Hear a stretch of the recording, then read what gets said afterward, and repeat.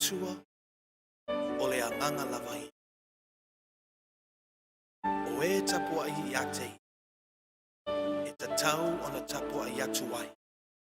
E anganga ma le whanaoni.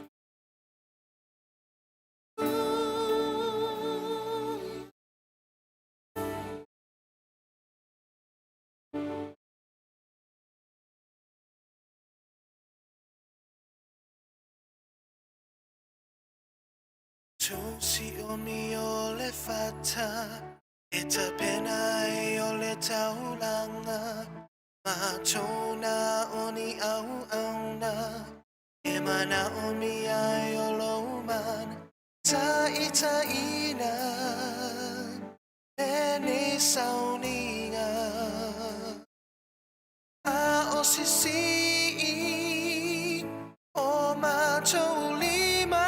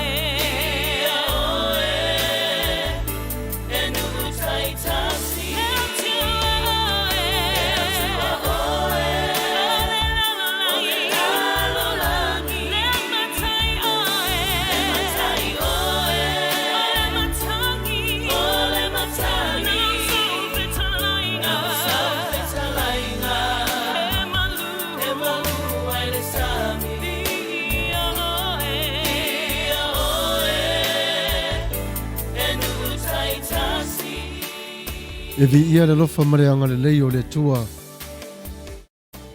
A wale ne yasu wa whaavanoina mo i tātou ma whai ei o na tātou mafuta. Mo tātou whelua ilo na lofa malonanga le lei. E mua pe lava i matau te sao le vi inga mare whaafutai. Tai teina mai ai o lo o tau soifua malo matou ni yola. Ua mawhai ai o na tātou whelua i le fia male manuia. Ai alo maia, o le sifa whanga o le tai au for Radio Samoa. O lea whawhia whina atu oe le neitu loa whiawhi i le upu mai le awhionga pa ia le atua. Ma wha manatuina o aso wha manatu. Tātou te vi ia i pēra lofa mareanga le leo le atua. A wā ua ia whaio nei me oma. E wha fo ia tuai o le vi inga i a te ia. Tātou te talo. Io e moni lava pe tō tasi pe tō lua i lau suafa. E wha pe nao na iei o la ua fio lo mātou ta māpa ia. O le nei tu la lo mātou ta mā wa unu whane mai tonu lo mota. O walo mātou whātasi atu e tu inato le mātou taulanga. E au, e le ato toa, le atua lo mātou ta mā tauia ina whaafitai atua i la ua fio. Te leo le whātua tua e afu atu te tonu i a te i mātou. Whamanuia o le mātou au mafuta o mafuta mai. Whamanuia i mātou umalava ma le atunu tele. Ma le lalo langi a toa o e whaalongolongo mai ma mai mo mai. I le suafo Jesu Keriso. Amene.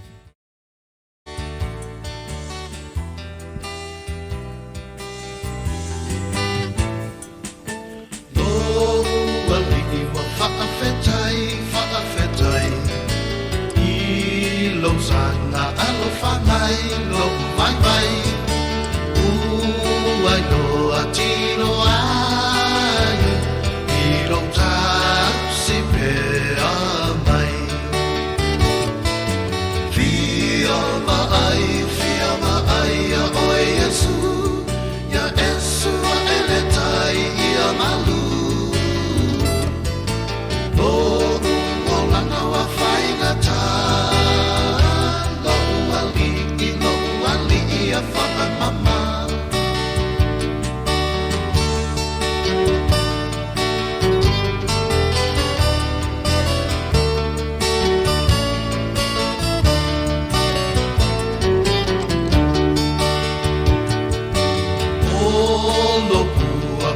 Anga whaingata O te sawa ilunga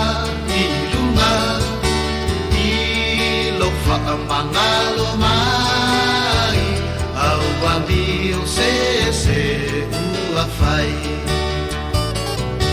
Fia maai a oe Yesu Ya Yesu a eletai I a malu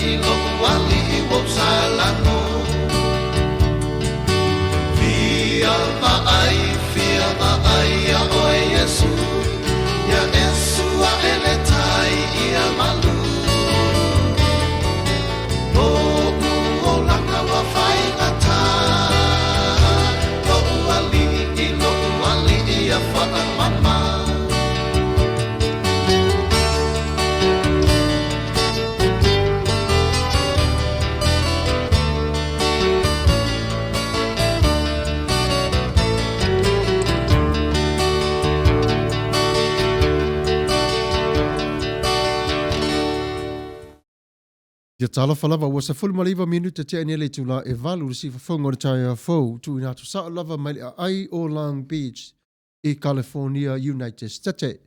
Ia fata alofa tu lava i le tōtele o matango fia ma pa anga la le lei o si fafonga o taia fou ua mawhai o le mafuta mai le nei tu la fiafi, ia vi ia le lofa mareanga le leo le atua, whawhatai tere lava le whaavano ina lo tō teimi, ia whapena ona tātou whatas tasi le nei tu la fiafi, ia whatalo whātu, i lo au, i le lofa mareanga le leo Iesu Kiriso, ia e alo maia. O le hafu i lava se ngā ruenga o le nei tu la fiafi ia tātou o le whatasi ai, vi ia le lofa mareanga le leo le atua.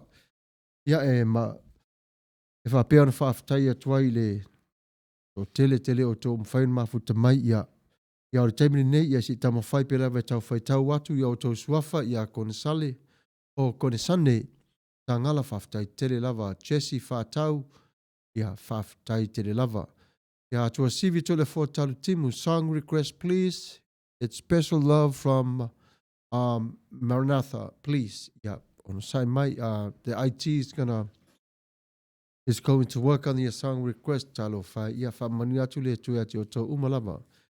Pauda le si wavi Myers talo for Pastor Fangalino Samuel ala popo toa va mata feo fa pele IT le afionga ia fa pele IT ile afionga ile atua ia manu ia tele au nanga le ni afiafi fa aftai tele lava fo ia mo i tātou o lo fa tasi mai ni tu la o fo le si wow V Myers ia o le tasi leo tua fine o i tātou o ia whaia le pisinisi lea o le El Rupios ia masiona a li pele le leitele le kuka al mesko i mea aifa samo.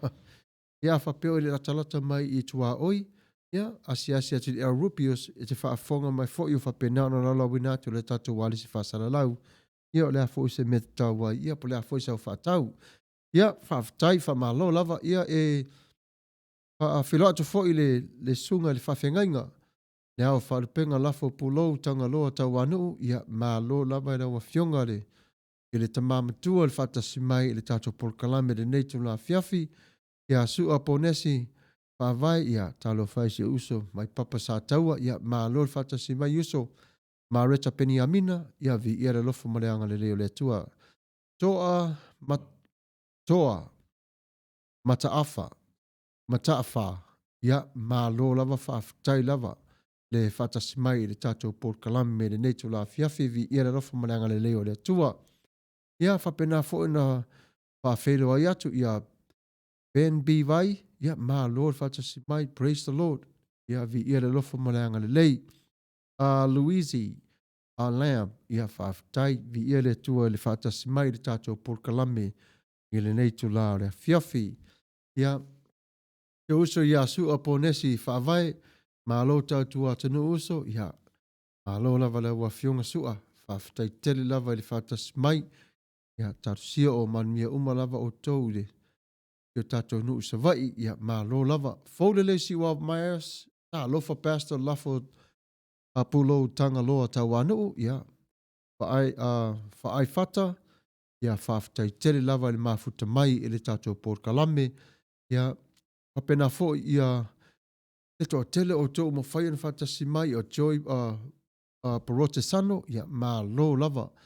Ia Louise Lamb, ia tā lofa Pastor Fangalino Samuel wala popo tua wao mata wheo, ia Manuel au nanga tā lofa i sunga IT car bless, ia whawhitai tele lava.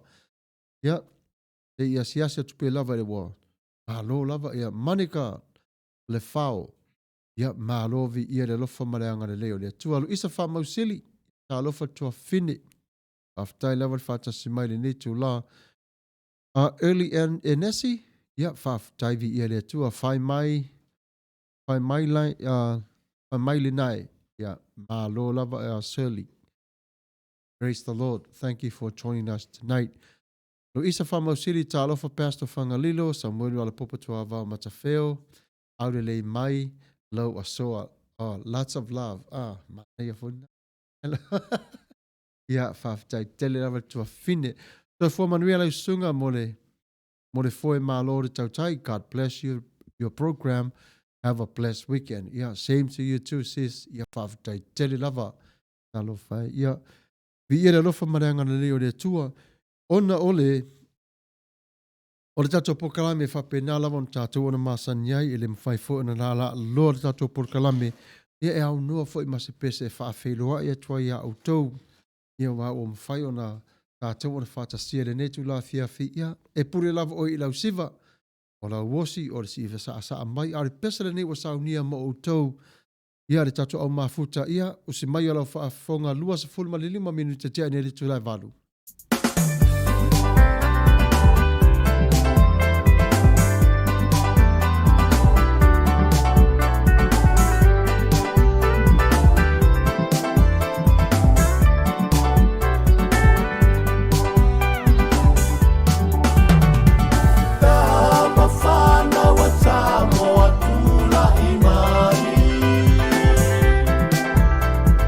Te i o tātou mōni ala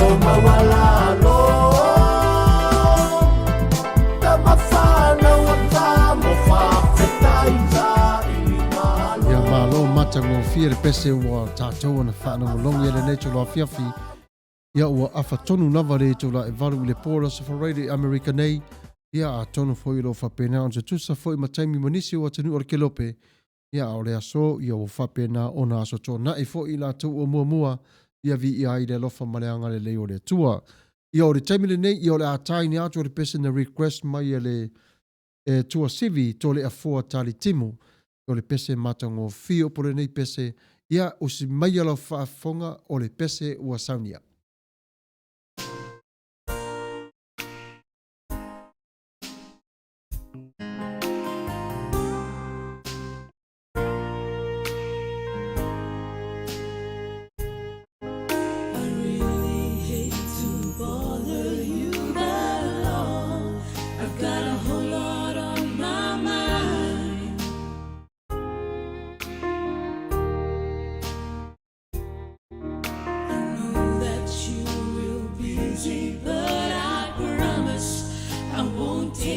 Of your time,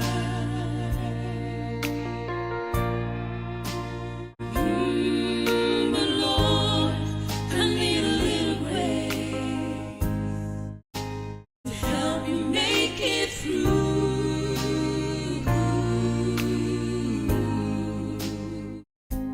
Lord, I need to feel that kind of love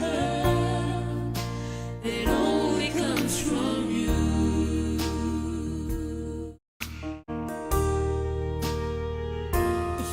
Just squeeze my hand, let me feel you by my side, feel you by my side.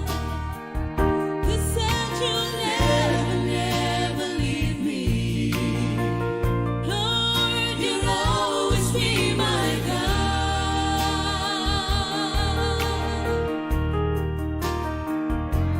But the storms of life sometimes won't let the sun shine through.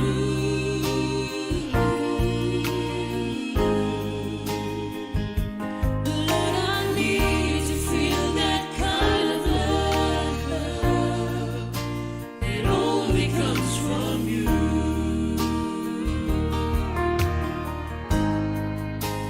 Yes, I need to feel that kind of love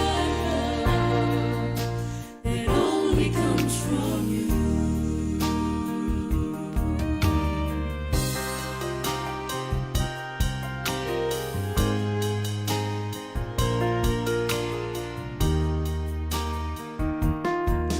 As a child, I heard the preacher say that you were a sinner's friend.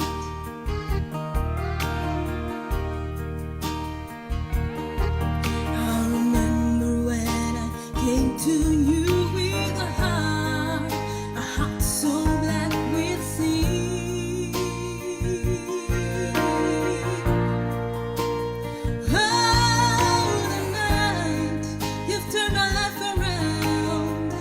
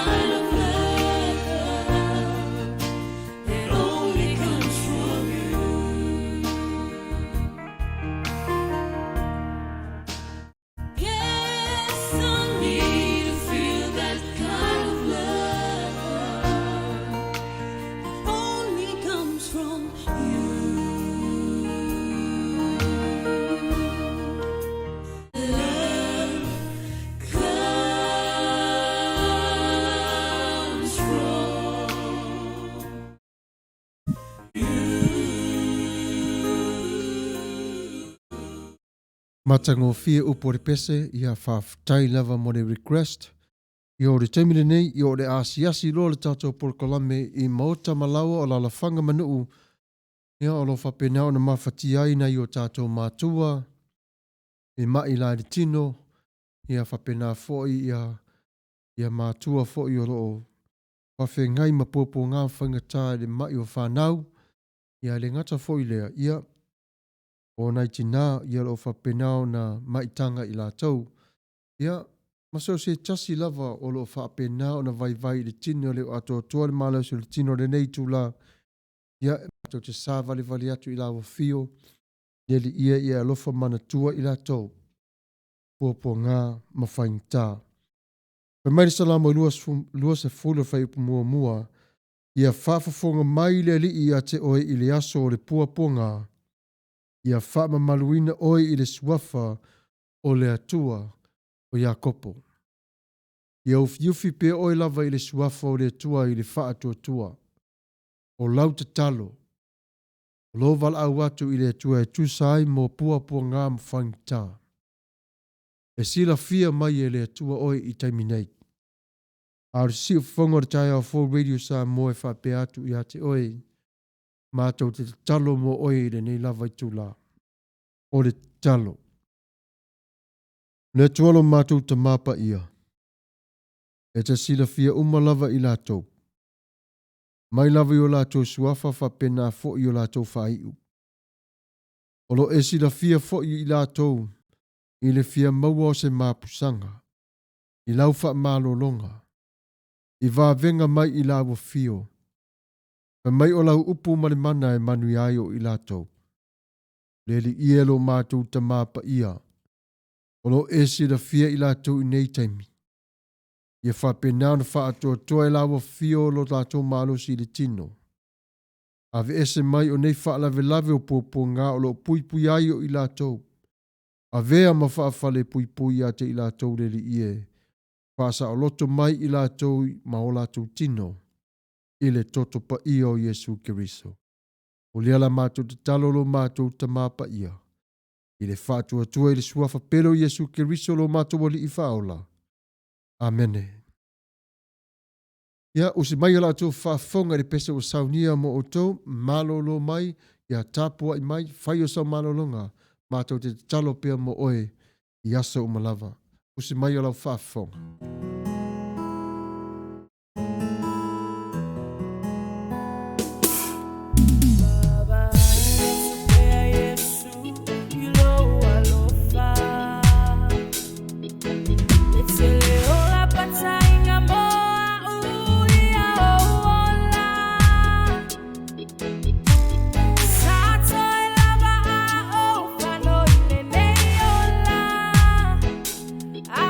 Yesu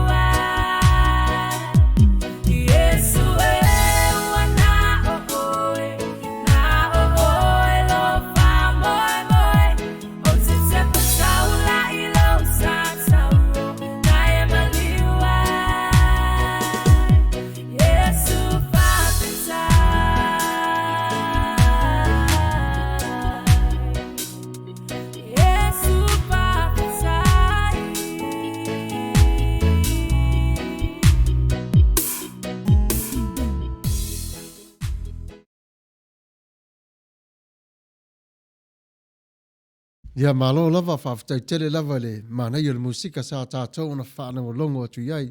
Ia manatua le aso sa nei le se folu malilua i le i tu la o le awa uli. O le a whapenao no tō mai moa ma whanau longo mai ai i le sau ninga o le a hatu ina atu sao lava i le waelesi whasala laure le tio ma le TV o le sifa fonga o le tai au fau. O le a whapenao o na whaie o le tapo inga o na ua tapu nia umalawa whaita toa o whare tapua i te tonu o Amerika. Ia, whapena fo i le lau tere o le tunu. A o le anganga moni lava, whapena o le fia, ma futa atu i ati o tau, ina ia tātou sava vali pe lava i le nei sava linga, i le whina le tua. O le aso sa i le itu la e se furu malilua i le awa uli, ia o le aso ngā fua fo i nai nisi o tau, ia o le taimi whātulanga ina le nā mo le nei porkalame, i le aso sa i le se furu malilua. Ia, whapena ona mafuta atu fo i le whamalo lava, le whamalosi pastor Pangalilo Samuel wala popo toa wao matawheo ia manuia le awaunanga ia whawhitai tele le whaitua ia soli ia whapena fo ina mafuta atu ia alito o pata ia halo malolo se fue lau sasunga o lo tu mai le foe le ngalue manuia lau tiute manuia le weekend mafuta atu i New Zealand ia whawhitai vi ia le lofa malanga le leo le tua whawhitai le wale mafuta mai vi tawa to lima, whawhitai vi ia le tua. Spicy water to moi ale, healings in the mighty name of Jesus upon everyone who are sick physically, mentally, and emotionally. Thank you, Jesus, in advance. Yes, all day long. Amen. Whawhitai tele lava. Ia, whapena ona whawhitai atu le whatasi mai o le tatu au mafuta le nei tu la, ia o le taimi la le nei, ia o le a o atu te tātua a singa, ia te o tau o mafuta mai le au mafuta i le nei tu la fiafi, ia o le pesele nei, o sau nia whapitoa lava ma o tau. E vai e fwoi o le tātua mafutanga le nei tu la, ia ma avea fwoi lea ma te pese whafia fia ilo ma fau, ia a whai fwoi ua sasi se tala le tau ina ia te oe, ia ita oe ave ese marite fwoni ma le tau ina, ia pa ua sasi fwoi se tala le tina ilunga le Facebook, ia ita tama ave ese ma le telefoni liu ma le tau ina, ma le lo matua, ia o aso whapene, ia ue wha fwoi lava mea kaisala, ia kaisala, ue awaso na whaia fwoi tina, le lava tina, ia au fwoi so na whaia tama, ia e whapena lava winga o le tātou whata singa, ia le ngataile, ia le tātou au mafuta, o e pele ia te imatau, o le pese le wa saunia mo tau, se mai o la tau whafonga.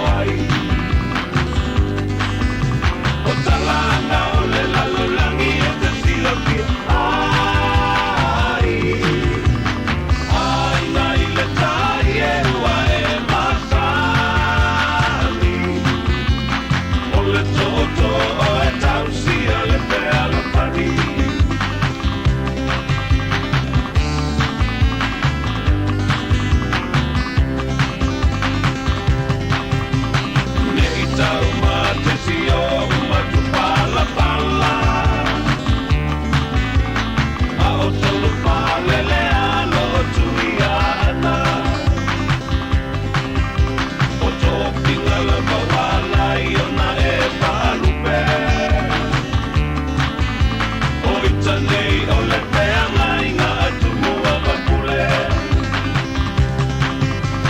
Nei e silingia i ta Samoa ko ai O talanga o le lalolangi e te sino ki ai Ai ngai le tai e ua e masani O le toto o e tabusia le pea lopani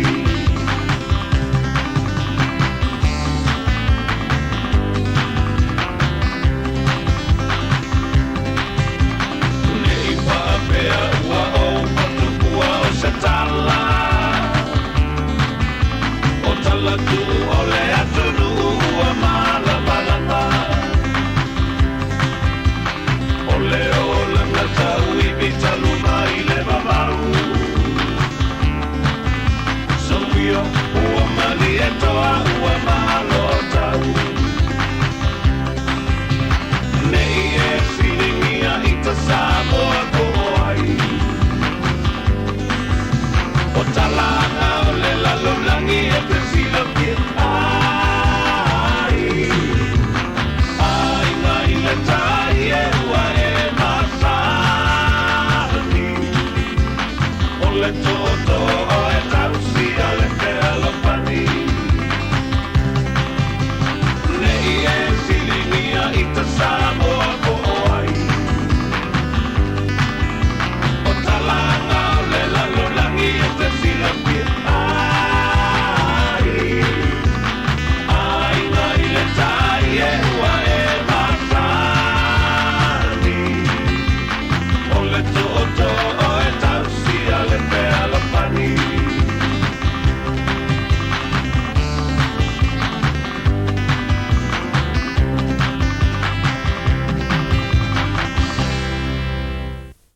Aftai mana ia tele pese ta tātou na wha longo atu iei. Wa wha se furu maliva minuta tēne le tula e valu si wafonga o tai au fau Radio Samoa.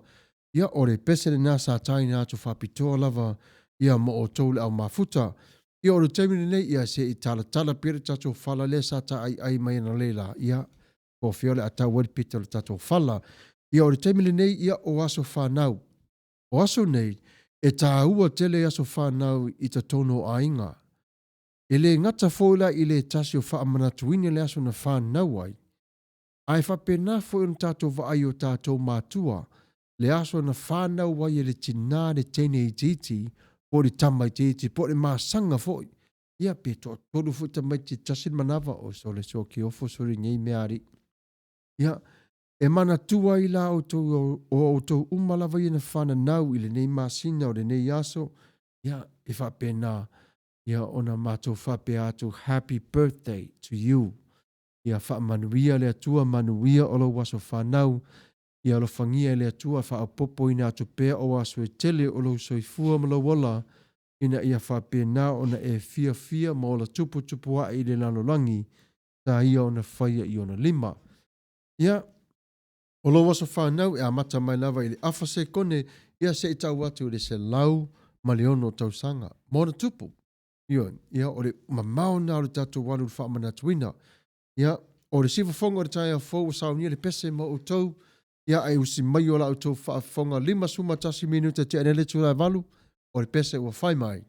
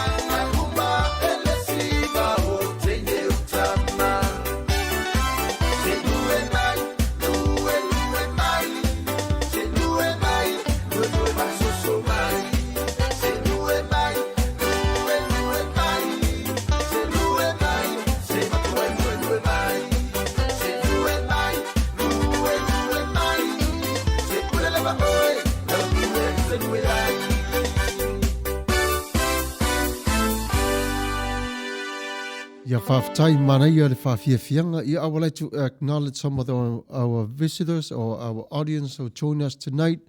Ia, Kapi Tawanu. Ia, Tumuatasi. Ia, whawhtai le mafuta mai tala Tawanu. Ia, ma lo lava le mafuta mai le neito la. Spicy water. Tumoe ale. Song request, please. Olo maliu by Sound of Worship. Yeah, thank you, Jesus. Yeah, whawhera to fo i le tina le toa whine ia tiuli le iwi patai. Iona tana lalo ulu, whawhtai tele lava le mafuta mai uso. Yeah, whapena fo in whawhero ai atu ia Fiti, is it Fiti? Oh, Fifi. Fifi, to wow. Yeah, whawhtai lava le whawhtas mai le tato por kalame. Yeah, whapena fo say hello to my lovely wife, Barbara Matafil. Thank you for joining in tonight, honey. Yeah, malo lava mo le mafutanga oli whatasi. Yeah, le whaamaralosi. Yeah, whe whanai. Vi ia pea le sua whapero Yesu. Alo whaanga tu mo o tau lava. Vi ia Yesu whawhatai tele lava ale. Yeah, vi ia le lofa maranga le leo le tua. Turi le iwi whatai. Malo le soi fue lau sasunga pastor. Vi ia le tua i le nei por kalame. Manu ia fo i lo whawhengai ai mo tiute. Malo fo i le IT mo lana vaenga. Whawhtai tele lava tiuli. Ia vi ia le lofa maleanga le leo le tua. Ia whapena fo i ona whawhero ai atu o raisa whaia. Ia malo lava le whatasi mai. Vi ia le tua rona lofa maleanga le lei. Aloha mahalo beautiful sister, pastor, Julieta too, and all the ia Yesu. Malo lava, ia whawhtai fo, ia whatamani seu, ia vi ia le lofa mareanga le leo le tua, whawhtai tele lava, ia se i, on sai mai maua tu lava o tau, ia mana ia le pese, ai seu ele kolonga vai lusi, ia malo lava tamu fai, ia ngalu male mana, sa salu, tai tu ave, sau ia whawhtai le whatasimai le tatou por kalame. Ia malo lava leo se sainga savai o Hawaii. Ia malo lava tamo whai papali i povi. Ia vi ia le lofa maranga le leo le tua. Toi matavui Percy Christian Kelsal. Ia whawhtai tele lava le whatasimai. Ia vi ia le tua le lofa maranga le lei. Ia o mwhai on tatou whelua i le neitu la fiafi. Ia ore vi ingo le tua si tia pe lava. Ulo na lofa mo na nga lei i le nai tu ma le nei tu. Ore pese mo mana ore nei ore atai na tu mo o tau umalava. Ia sa whapeon whaataro sanga ina mai le tua fine. Ia spicy water. Ia usi mai o lau tau whaafonga o lo maliu. Wa iwa nei li tula. O lo maliu ua o mawai. Le avano amalisa lo tunga.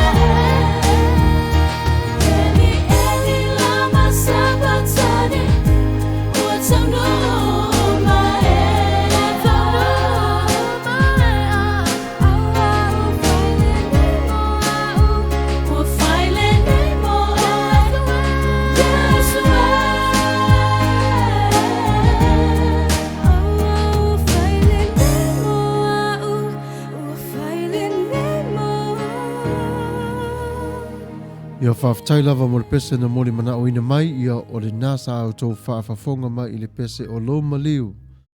Ma nei a te leu po le pese de nei. When we look back in life, where we at from yesterday, we cannot get to heaven if we think we can buy our salvation. We cannot do that. We cannot reach Jesus with that way.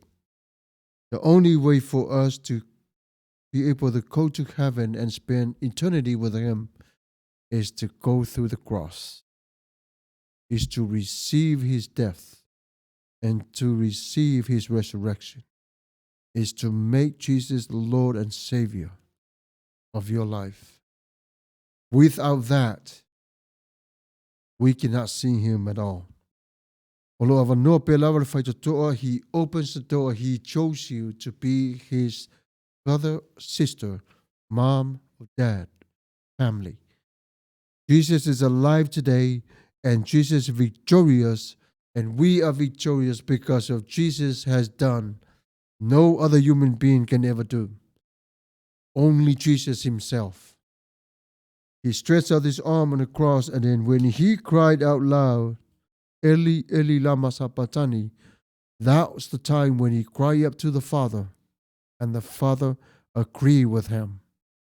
The word He says, ua tau nu'u, the Hebrew says, telestai, means ua tau nu'u.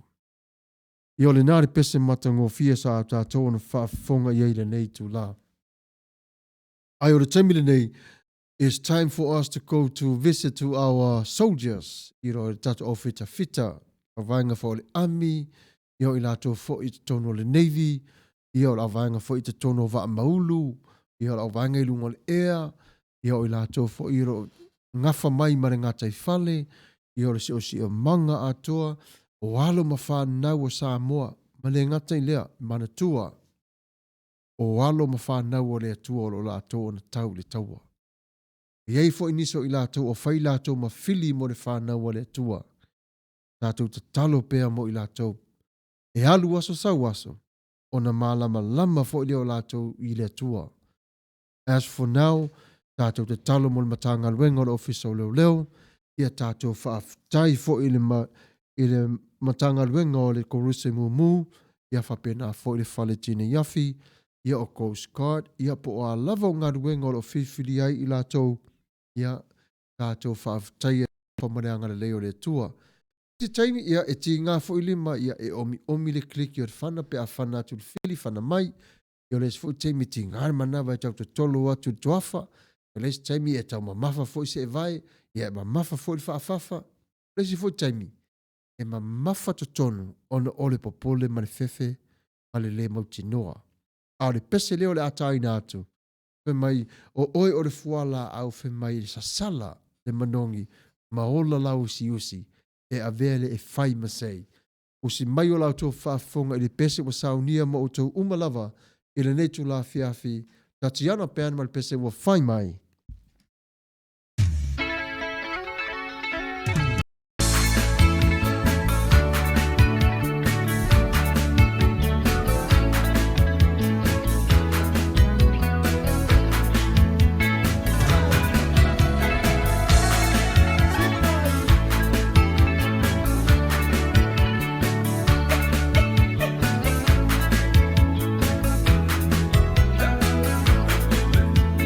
We are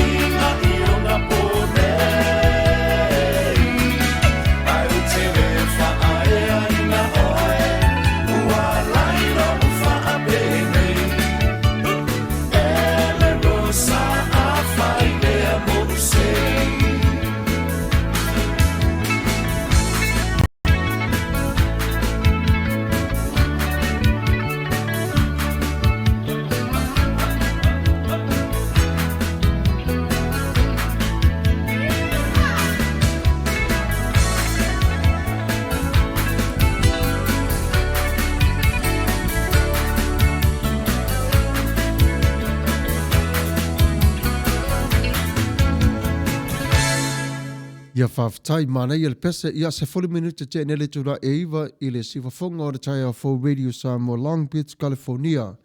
Ia o le tamine nei whamanatu wina atu pēr le tatu au mafuta o le se 40 manelua i le awa uli o le aso sā o le awhapena o na tau whafafonga mo tau mai moa ma whapena foi o na whaai lau iloa atu ai o le lotu o le awhapena o na whaai tonu wina atu tonu o la walesi whaasara lau i le aso sā o lo luma nei. Ia e talo atu ai la o topa ia mala o to mamalu ma le to telefo i tātou ia wale mawhai ona watu i whare sā ia wa o tapuni o whaita toa ao se taimi o i luma pe to e tolu sa 40 minute e ono to whawhafonga mai le siwafonga o le awhionga i whaatonu o tu le epa whawhatai sua o le a mātala tala nua i le tūlangi le whaaporkala meina ma le mafuanga a toa e fo i ma le taimi whata o tolia ia e le ngata fo i lea ia o le whawhero i atu la o topa ia mala o tō manu. Ia e whamalo whawhatai lava ia whaitau tango whawhatai le mafuta mai le tātou porkalame le nei lava i tū la ia e whapena fo na whawhero i atu i le o le wharupenga i le sasunga ia sepolona tanu wasa o le Perez tene o le siwafonga o le tai a fau ia o fo i o lo whapena o na vaa alua ma le awhionga i atu le epa whawhatai su a le whaatonu i le porkalame masani o le asusa ia fiafi pa pe ono to lau sila fia ia o le tamine nei e whatalo whatu lau to whata punuu malo le soifua pastor whangalilo sa mwuru ala popo tua wao matawheo wha pe hele a fionga le aiti whatonu tu le epa whawhitai sua manuia le tautuaina o si o tātou atanu ia whawhitai tele lava ia e whapena fo na whatalo whatu le to tele o mwhai o na mafuta mai ia wha mole mole lava lau tusunga si tā mai le pese ma mori atua ia walofa i se o grandson o lo de Air Force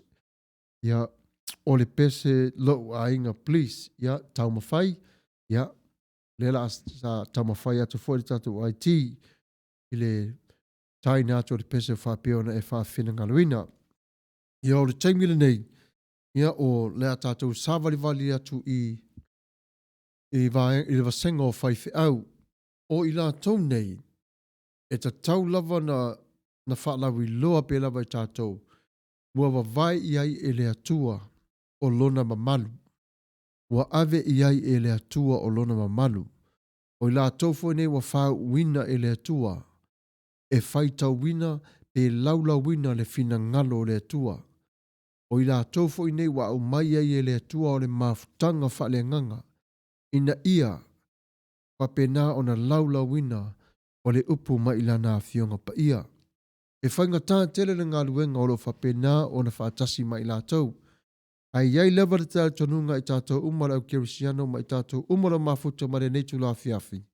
O la tātou te talo e whapena o na maua e la tau se malo ronga le lei ia ma whapena o na manu maro ai o i la tau ma i le fili o lo ta mawhai e tau tā fiofi le la tau ngā lue ia mawhati ngai o la tau ulu se tulolo ngutu mane afi ia mawhapena o na tau mawhai e tau wawai e se mai la tau i le vala a wina e tusere fina ngaro le tua. O le taimi lane nei, ia ua iei o le pese saunia mo i la tau. E awa whaine ngaro ia te tātou whare tua. O lo whapena o na whautuaina o tamā i ngā ruenga, o lo whapena fo na whautuaina o le tamā i le telefo i o upu whai, ai le ngata fo i leo o le tāpena pena ina mo le aso sā. Ia po whapoiponga po maliu. I wa o aso whapenei i o wale mawhaina tō i o whaife au e whai o lotu o whai poiponga o asia singa i whale mai i o whainga tā tele i aso whapenei ona o le tau mawhai lava i a pui i la tau awane i a whaina i la tau i a PPC a fo i le COV tasi iwa. I o le taiminale nei ia o wa maua le pese mo i la tau ia tunga i whawhiangainga a whapea lava o lo tau mau mai le to'o ia o le ala tu e fole na ofu e le tala lua e whaali o maso tu i lava ia o le pese ni o la tai nātu ma o tau.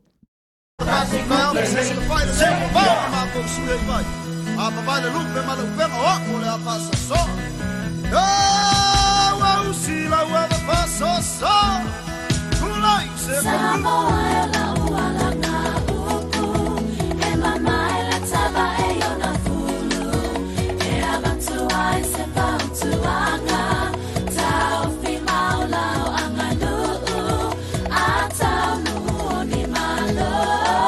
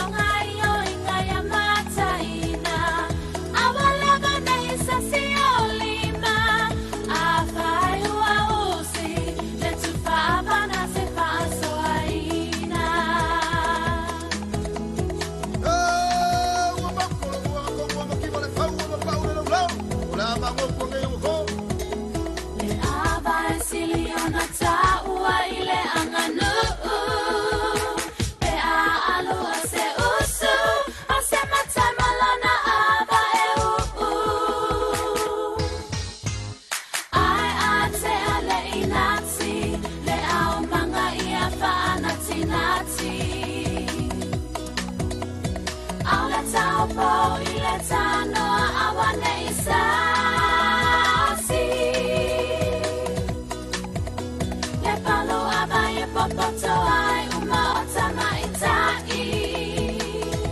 Le fola fola aba, ia e mana tua, inati ole tanoa, ia te amo amua, o oi ole la atasi, pape amale lupesina, o aba o ipu, e ipu ipu ia o fetalainga.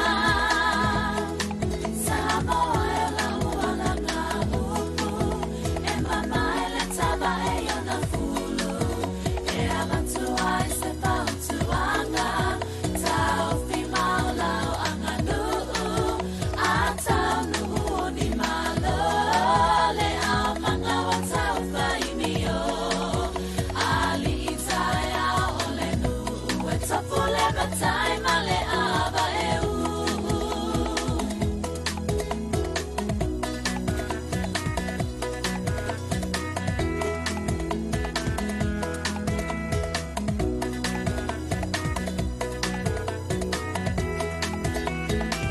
Aba e siliona taua i le anganu, pe a alu a se usu, a se matai malana aba e uu. Ai a te ale inati, le au manga ia whaanati nati. Au le tau po i le tanoa awane i sasi. Le palo aba e popoto ai umaota maitai. Le fola fola aba, ia e mana tua, inati ole tanoa, ia te amo amua, o oi ole la atasi, pape amale lupesina, o aba o ipu, e ipu ipu ia o fetalainga. Samoa e la ualanga upu, e mama e le taba e yona fulu, e avantua e se pautuanga, tau fimau lau anga nuu, a tau nuu ni malo, le au manga wa tau faimio, ali itai au ole nuu, e topu le batai ma le aba e uu.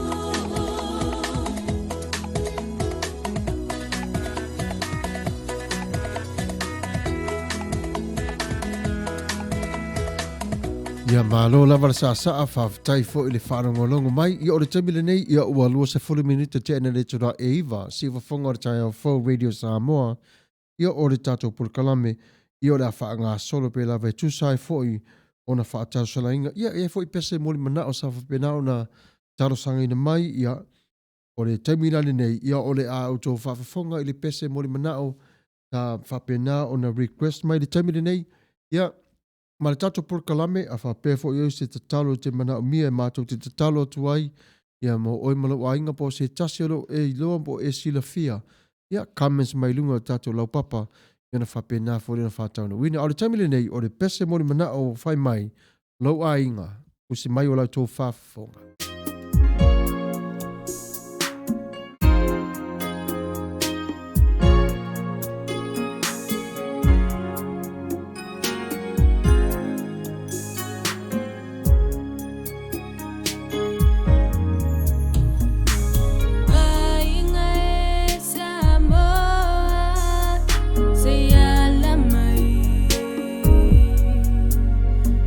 Watato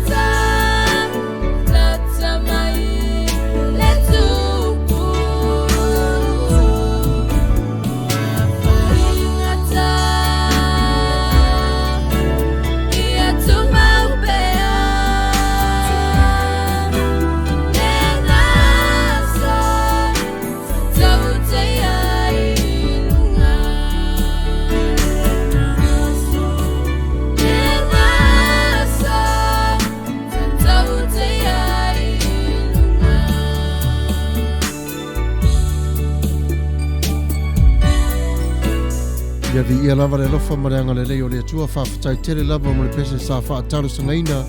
Ia whawhatai fo i mo upo whati mai. Ia le ngata fo i lea ia o le whaamanatuina o i tātou mo le tātou whengainga. Maro tātou wali i whaola. Ia re nei tūla i o la whapena o na tātou te se e atu le tua le tupulanga a Samoa. Ia le ngata fo i Samoa. Ia whapena fo i le to tele o tupulanga i atu no i whafo. Ia whapena fo i a to tele la ua whakasi. O ne whapea o le ngalo o ia i mātou i oi. To tele fo i a la ua whasaina. I oi to tele fo i le au Korea. I oi to tele fo i le au Kiwi. Ia whapena fo i le au Kangaroos. I oi wato o tele o tau. Ia e manatua pe lava o tau i taimi uma lava o le proklame. Ona e tā ua tele o tau le whanau. O le leo lava i mātou e whapea e filifilia oe e le atua. Ona o oe e iei le fuafuanga o le atua i lo wala. Aua te whaatala lei, wha ngā o au tāleni, ia whapena fo o ne wa ai fo i au me alofa whale nganga na au ina mai e le atua. E lea mo le taimile nei, e alu waso sa waso, e malama lea, i le filifilinga le atua i ate oi. Lea na e whanau mai ai, ia o lea fo i le wala au le atua oi le raralangi nei, e le lei fo o ne e wala au i le atua i le taimile nei, ia e tusa e fo i malo wola tupu ai. Ia e whawhero i atuai i le whaife au, o le aso tofi i le porkalame o le tu i atupea, ia le tua fine i a ti suruvale, ia o lana porkalame mo le au talavou i aso tofi o le tu i atupea whawhtai le whatas mai, ia manuia fo i o le afiafi. Ia whawhtai fo i a tali ta koko o le whatas mai le tato porkalame vi ia le lofa mareanga le leo le tua, ia whawhtai tere lava. Ia e whaamaloa tu fo i a Nathan Boss, malo lava Pastor Samuel, and God bless you. Ia malo lava tau whona ti, ia vi ia le lofa mareanga le leo le tua. O i tato uma lava le tupulanga ua mawhai ana mafuta mai. Mataulia fo i tato, ia so ie o tato i savai ma upolo, po whea lava. Eo fo ni Amerika. E tauro le au talavou, ia te vai atu lava la saule le tangata i matua te tono le au talavou. Ioi. Ape nare o lango i tātou. Ioi, po le tausanga matua, po le tausanga le titi, ia e tala vau malawa i tātou, e au mai i le li. O lea, o le ataina tuai o le pese le whapitoa mo o tau le netu la fiafi, le tupulanga, ia usu mai o la o tau whafonga, i le pese o saunia mo o tau. Ua luas fu male varu minute te aine le tula e iwa, usu mai o la o tau whafonga.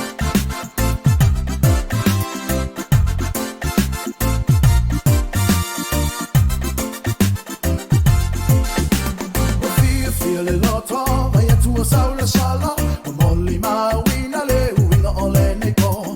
Oi malau baanga, the woma e masani tato join together in the party. Oi lokua uwe, bete fama honi ea, no fear fusu no interfere. Aeva maya ela ia, oya awe, watali ita iso uleleli, fuma fuwa yon apene oi loku aue siva loa oe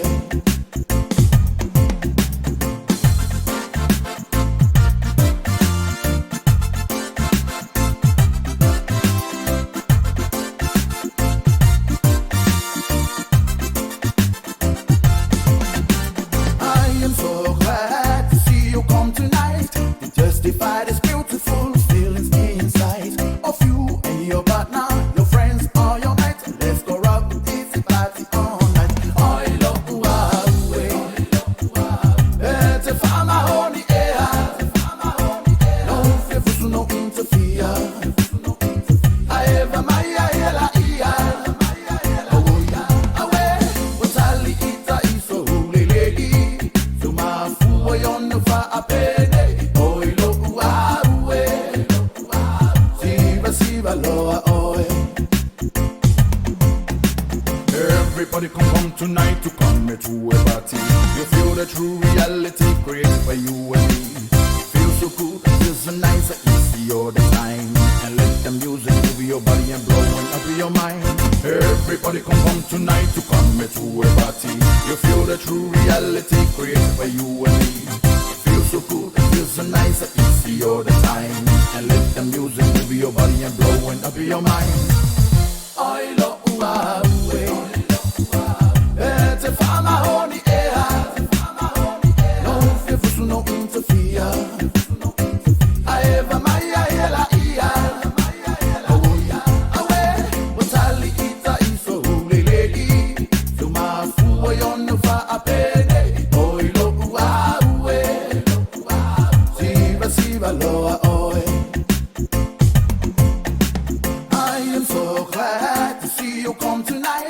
Justify this beautiful feelings inside of you and your partner, your friends, or your mates. Let's go rock and easy party all night.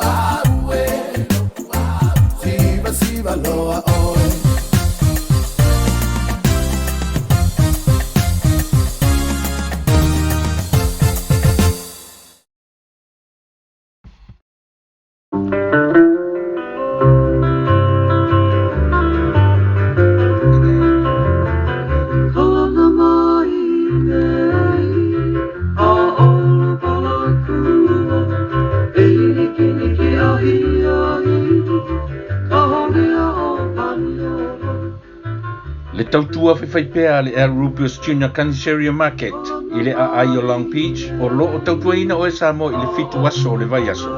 Te tala i le valu le tae au se ia pa ia le iwa i le afiafi. Whaatumulia le maketi i so se o loa Samoa e te filifili ai.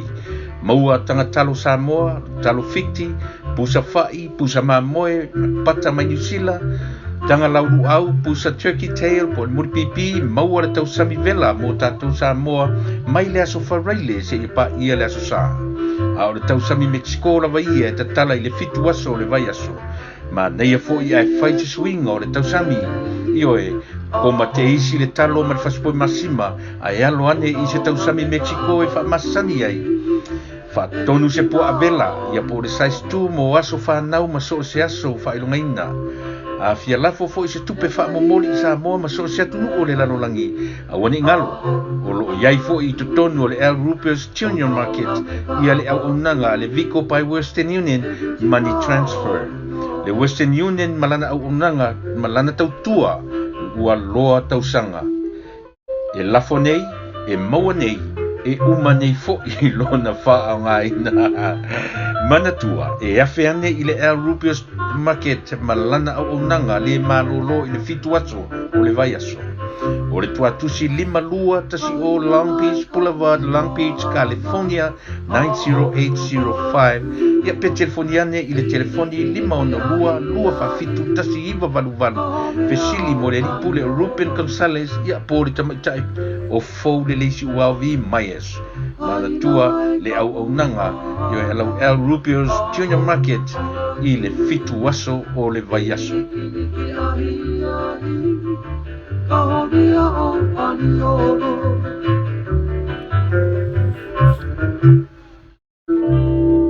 Sir Winston Funeral Services.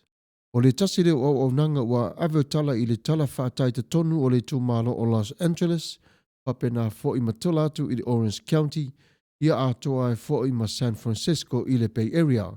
A whaila o lo whapea o le e tā pena i le lumanai o le whale oti le nei O loo iai I to tonu o paketi e toru lava vae ngai whawhaingo fie nai o na whai o au peimeni pe whai foi o le malilienga I tau sanga tau te malilia iai e tongi ai o le nei por kalame. E whapea e toru tau sanga e pure lava oi I le tau sanga pore lua. O le 5 tau sanga e pure lava oi I le lua pore tolu. O le 10 tau sanga pore tasi anga I le 5 e a toa e foi na malau tau malilenga e whaatasi. Umai lava matono paketi ia ma le agreement a toro o sau tonu. E whape na ona iairo se lau pasene e fua lava e te leo lau paketi ma tau sanga ia ma le taimi e tupu mai ai o le wha lave. Ono le nei au nanga e au ngā tele mo tātou I Samoa ai le ngata fo I le o tātou wō umalava o lo whape na ona tau sa ili o na tau maua o se ngādu o se fale maliu ia ua fo I le lumanai I taimi o le vala awa le li ilo tātou atua. E au ngā fo I aso whape nei I whanau o na tala noa I tina maltama. E le au ngā fo o na whapea e whewhe ai pe papole ai o le whautuanga ma le au nanga le nei e au ngā o na tāpena pena mo le lumanai ia tupu mai o whaalave au a whape nā o na saunia ma atu o toa uma o tino le tama. Wa a whaau o mai nei le tātou nei vala au ai le o lava o na tāpena. E whainga tā fo na tau sa ili mai o le se leni mai o tātou ainga ia e whape nā foi o na whainga tā ma umi e fo o na tāti o le tino ia aolo o walu pela o le pili I to tonu o le whale maliu. Mala au ni le ofisa o le fitu ono le malua lua toru le maiva. Pe wala au fo I luana nawa Winston ilana telefoni fi avea I o le toru lua tolu tasi fitu valu tasi o valu. E au ngā tele nei au nanga o fea lava o lo e wha fio mai ai le nei tu la polo e alala polo e wha fale ai ia e mawhai lava e wala au I anuana I le fitu ono le manua lua tolu le maiva I le ofisa ia pole tolu lua tolu tasi fitu valu tasi o valu I le ana telefoni fi aveai ia whapena foi le taimi o tino o whaali ua fuefu e iai foi le au nanga I lato e mawhai e foi no tau mari lia whatasi ai I le tolu tau sanga 5 marisefolu e fua lava I lo avalava whaitalia. A whaapea lava o loea o lo manao, ia e mawhai lava no seinia la au tau marilenga, ia mala au tau whengainga, ia na whatanu wina fo ilea. O whea lao se tasi o le tu maa lopo le atunu e a whatupu mai se whaalewe lave, e mawhai lava le au nanga nei o na sa vari atu, e whelo ai atu I le taimi o I ate o e whaalewe lave, a whaapea fo I watala whengai atu umalawa mpaketi whaapea tau marilia iai, e se lau pasene o le totongi I mea umalava. Samoa, ala mai, o le lumanai, o le ala lea o le Sir Winston Funeral Services, mo oe, maa ule atenu pele.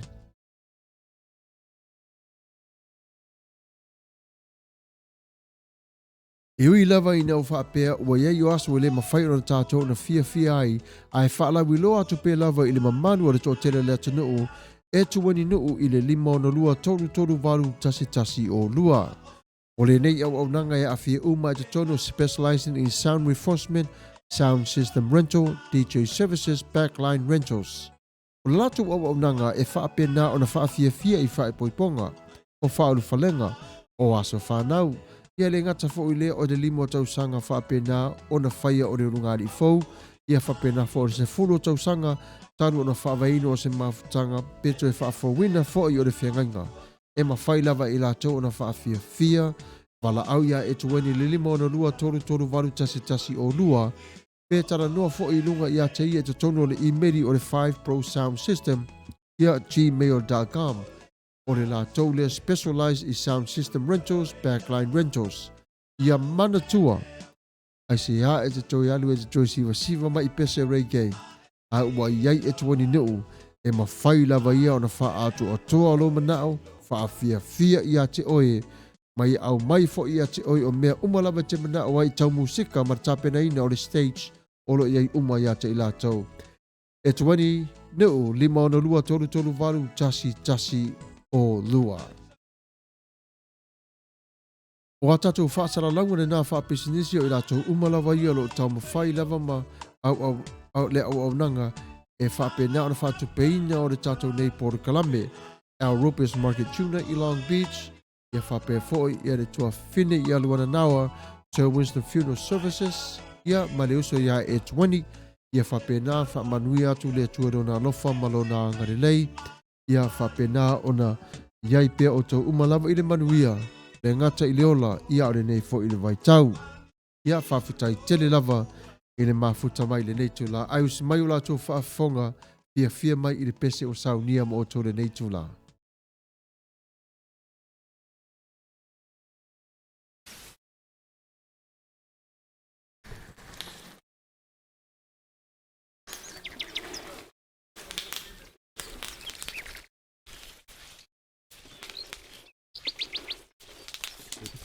Tina, masih nggak main lasak ya, weh.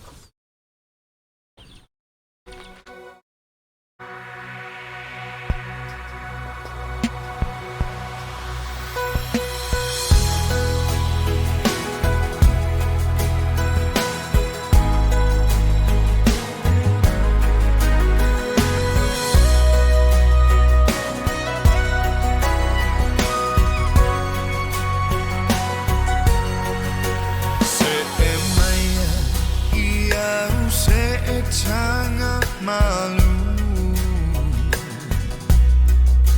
I don't know for what we left ala susu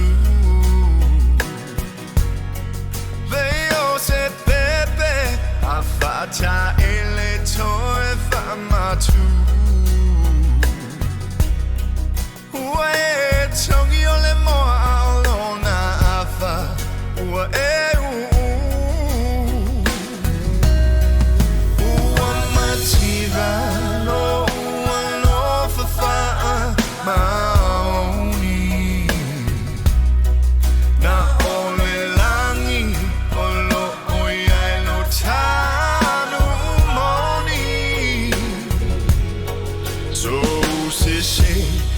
no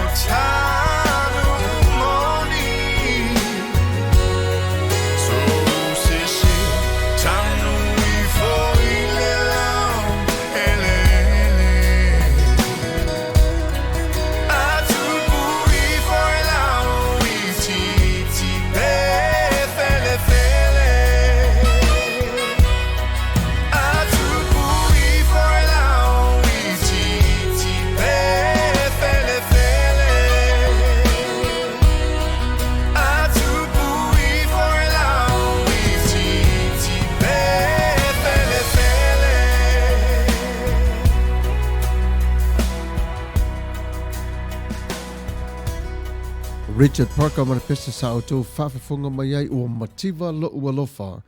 Ia ua fast fu mane ono minuta tēne le tūla e iwa si whawhunga o tai a for Radio Samoa, Long Beach, California, United States.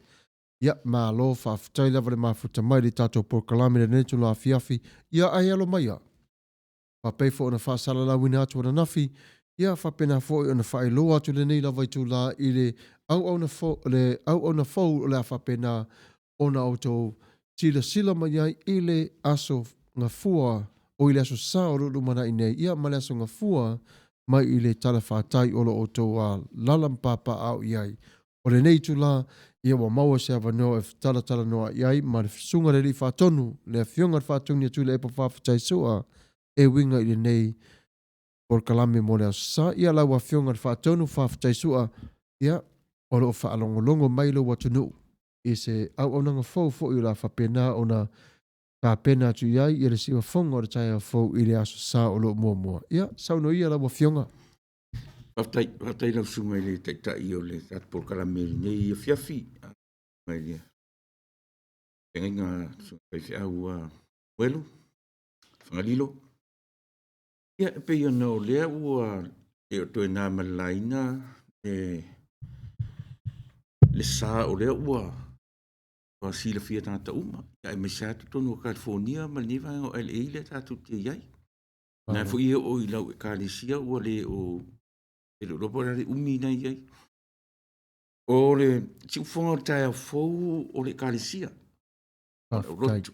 Mo sila fia pia e afonga mai o le tatu le tio o le vaenga i lalo le a fo o le Kalisia. O le ngofo le Kalisia o le onga o le tae a fou UCC e whakasa. Malo lava. So o lo mato ngā lundu e la i e lotu a lewa, lotu lefto a tau amata. So sawaria ni le lua tanga. Atuina. Whaftai. Matu te ngā lua la i to tonu o le Kalisia Palangi. E linke mai fo ila i le latu a matulu lotu sa au iai le matulu lotu whaatasi ma lotu Palangi vai. Aso nente nei. O le teimu fo ile ua live vai live stream le matu lotu Palangi o le latu facility o le latu farsali o lo whaangaina le matu lotu. O whaamanu ianga e le aise matu rent o maia e tutongi. Matu te lo lotu fua e tutonu. Ia o le matu lava lotu futu e ifo e ave eise matu te ulanga ele situ petele. Lea la ua mai le whaasa, ua mai ua mai le a fo le tapunia ia le whaasa morisi misalpo le masina, le lua masina. Moni la. Lea la uta penai la matu ese mai la i o le sia matu tamai i tapo la mau te loto i o. Lea la amata lia i tonu o le tatu turia nei. E o le wha moe le fura ua whai on tala no atu le presidente o le nei alale o. E no whai atu le tio lava ia o le ministry. Ma nei o. E le la e pe te le ngā ruei sunga i whai au i fwai la malau sunga. E taru ai ona le ua o le umani tatou lotu. O le ala o tatou mai whaatasi i nasosani. E po le ala vore umi atapuni ai. Amo moe tatou te ngā rue whaatasi o sunga o ngā le atua. Vai tatou te inga i le nasosani mōro tatou atu. Le ngatala o tatou nofo i nei tala whātai. A o Samoa atua e whaafonga mai. Lono winga. Le au whainga runga umala sunga whaifi au. Ono o le sunga le li fo mai a misi poena. Ia e tai afu ina e tau whai e live stream mai la na ia. Ole ale au wai de tatu. E mo tatu wai o sunga lafo o umala. Ona. Ia te le ropo le umi wana fu i whai live stream ma tō karisi e pu e o tō awhio. O les tonai. E pu e mātou le tolu le afiafi. Ia ona ilo le wha moe a whalose fulu le tai au, ia ona wha alu lea. Ona na tā lea pe o lea tā live ai lungo le taimire nā, ia a le whai arare whale recorded earlier. Ia roi tangata fo, tā pena lava, wā lava le taimi wa maua. Ia o O le tae au la po se fulu tae au. Ta leso sa. I. O le a lai vai la le matu lotu pālangi ia e au ngā mō tūpulanga. E lai vatu lai i fo i latu i tonu i le i whonga tae au fō. A o le YouTube la. O le YouTube e lai vatu e lungo i se fulu. Tato. Ia e umale al service pālangi i se fulu. Ia aftu asa o lom tato se fulu manlua. Nei el taimi. I le sane. Ia o te le lopa le umi pe masina. Pe lua masina. Ala tato whea wa ia. Io.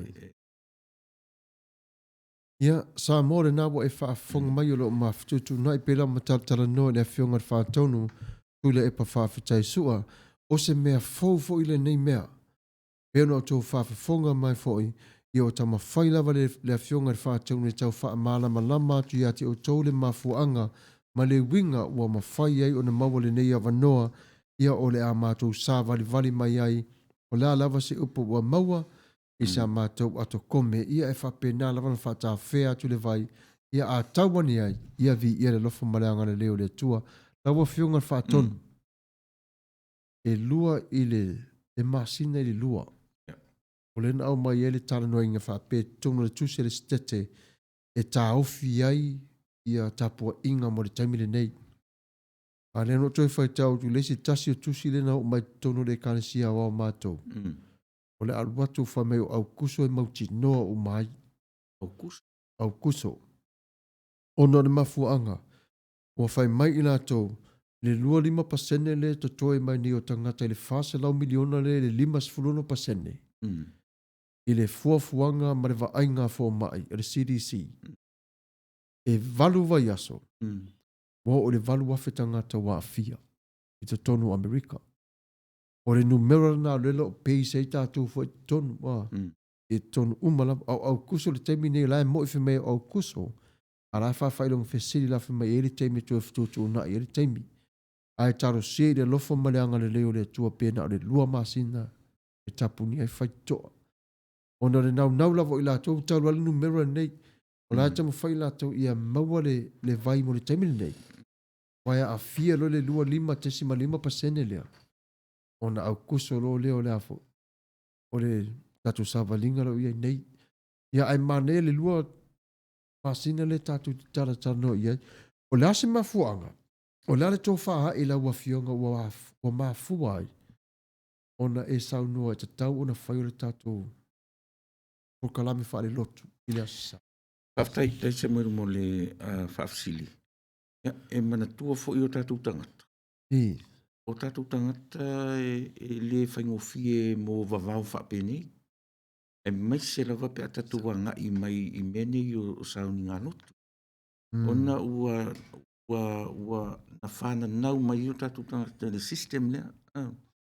E mauti no ai ia au lotu e pina wata a peita i mō o mia le tātou sita i o tūla fono lau le ele.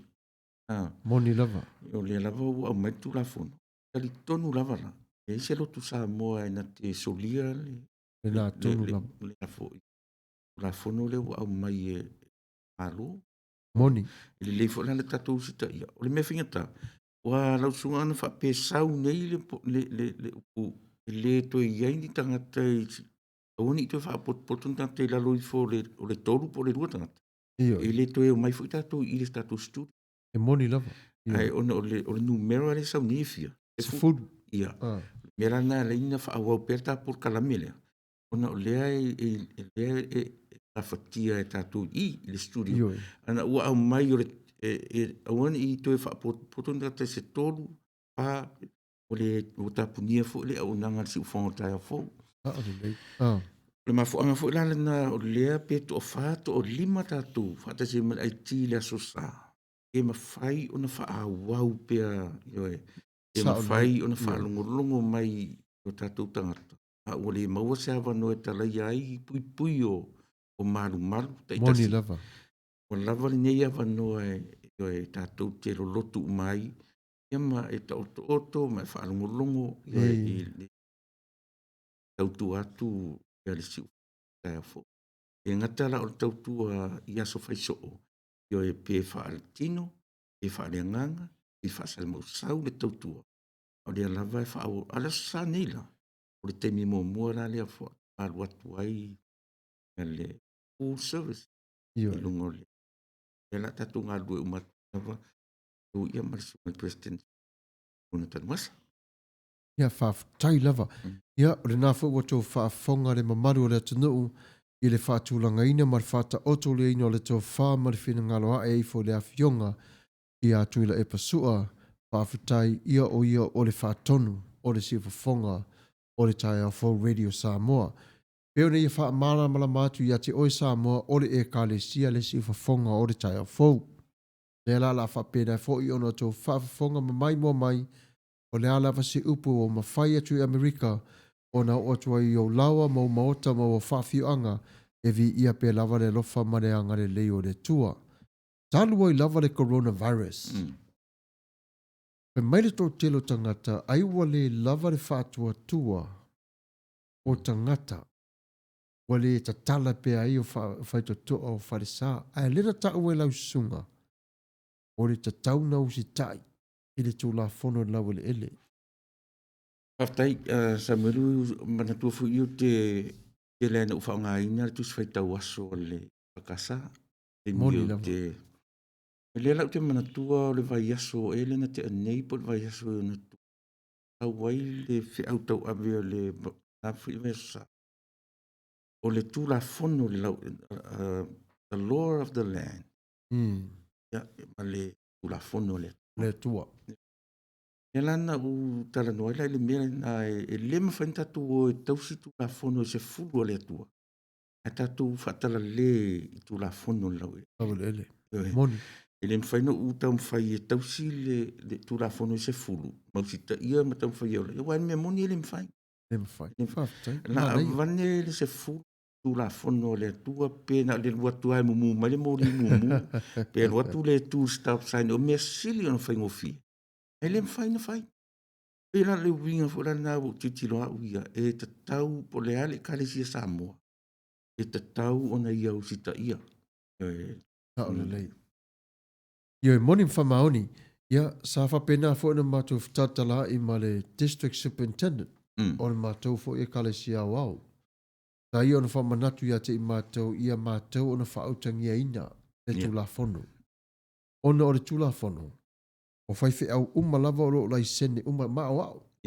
O loo lai sene lava i lalo le stete o California. Ia whapena fo na klopo. E foi o e ngaruru e ai, ia ma whaina vai la tō na whalanga launga ina o le upu. O le pui pui ngai la tō whape ina nei ua soli e se whaiwhi au le tūla whono. O nā whaina ai lea. O le lai sene la lea, tō ina fo salai fo i ma whaiwhi au, male e ka le sia. Yo, wa tasi ni nama fufonga a. Tasi nama fufonga mwhen fasi se ina fu tato. Fa pia a.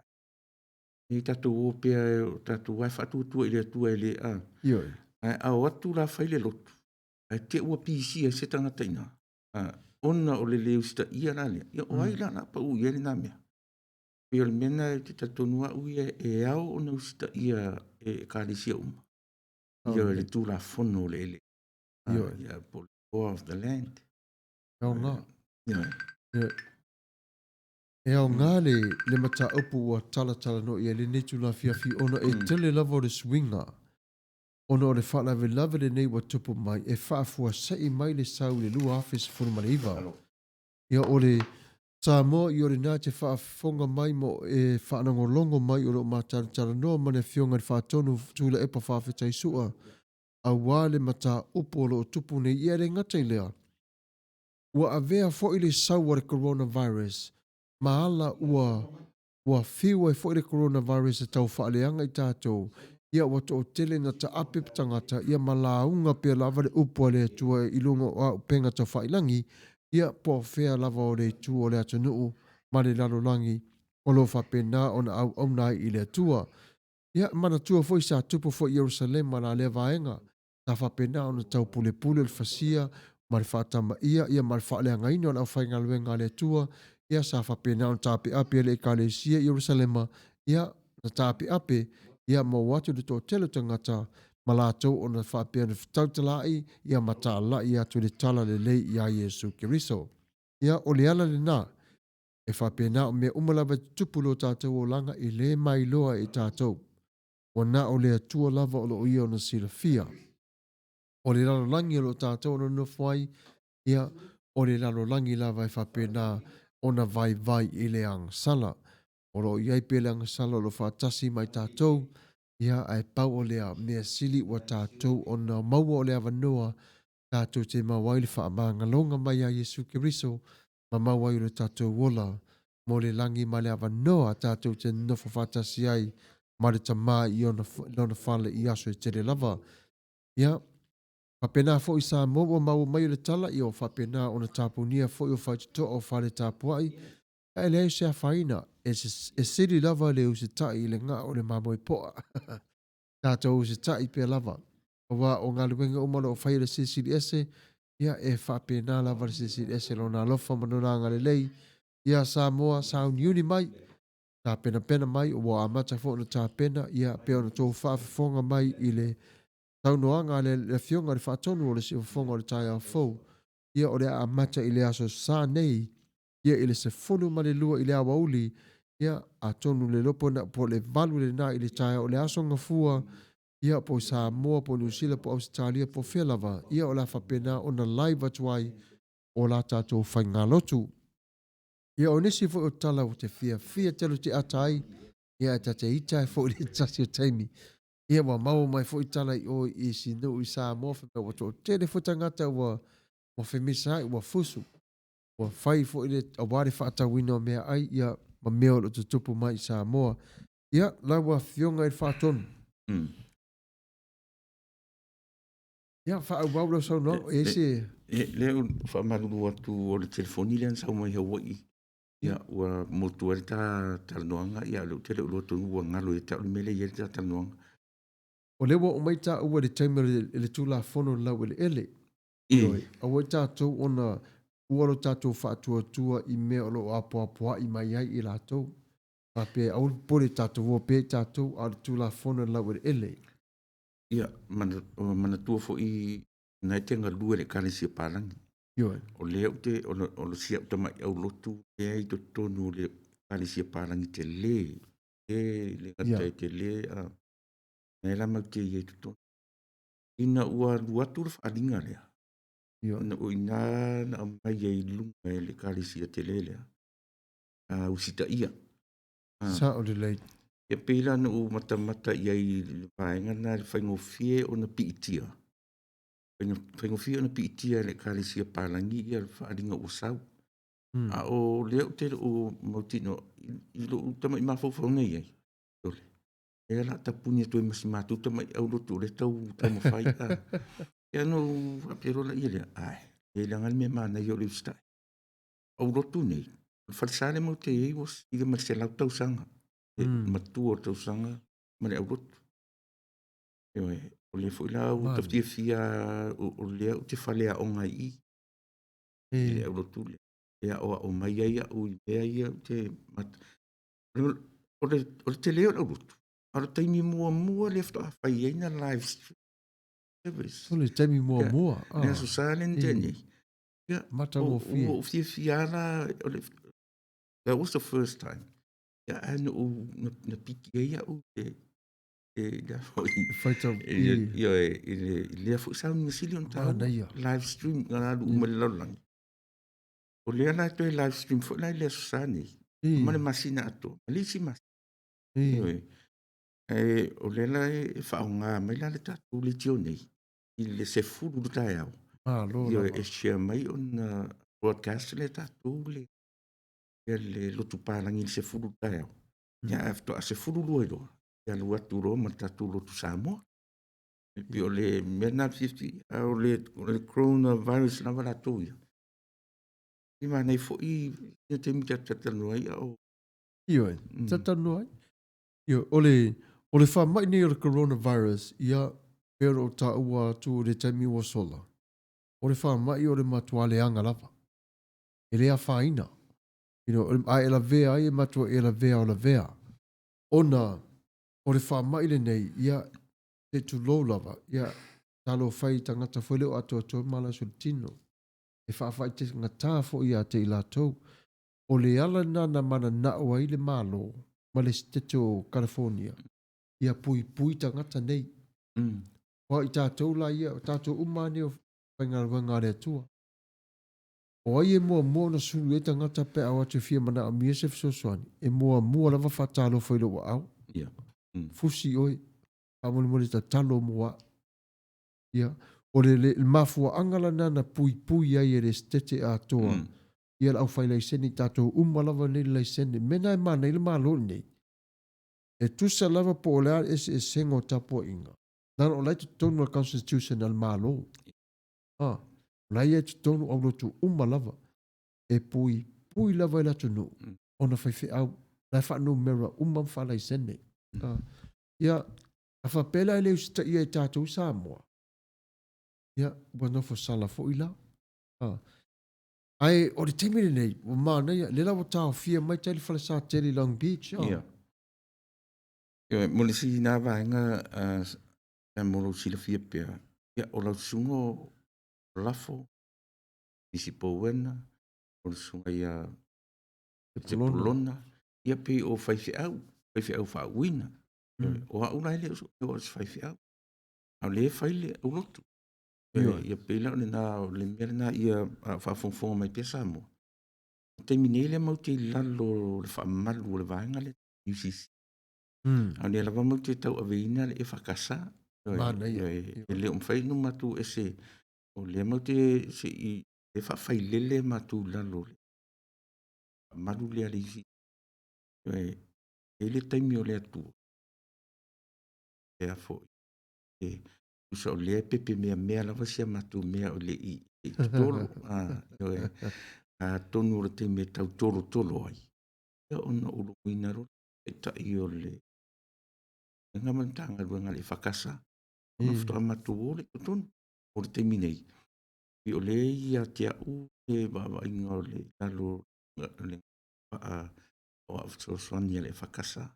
Io ai o le tau sa ili o le ua o surf o lai tutonu o le UCC. O le leiti ora. Le lando le UCC te minei. Ia le tua, yes. E au fo ina lo tea mata upu le UCC tonu. Kala no ina i fo ina le. Ia tatu leiti o. Le fo la ua fia whaonga mai mata mai.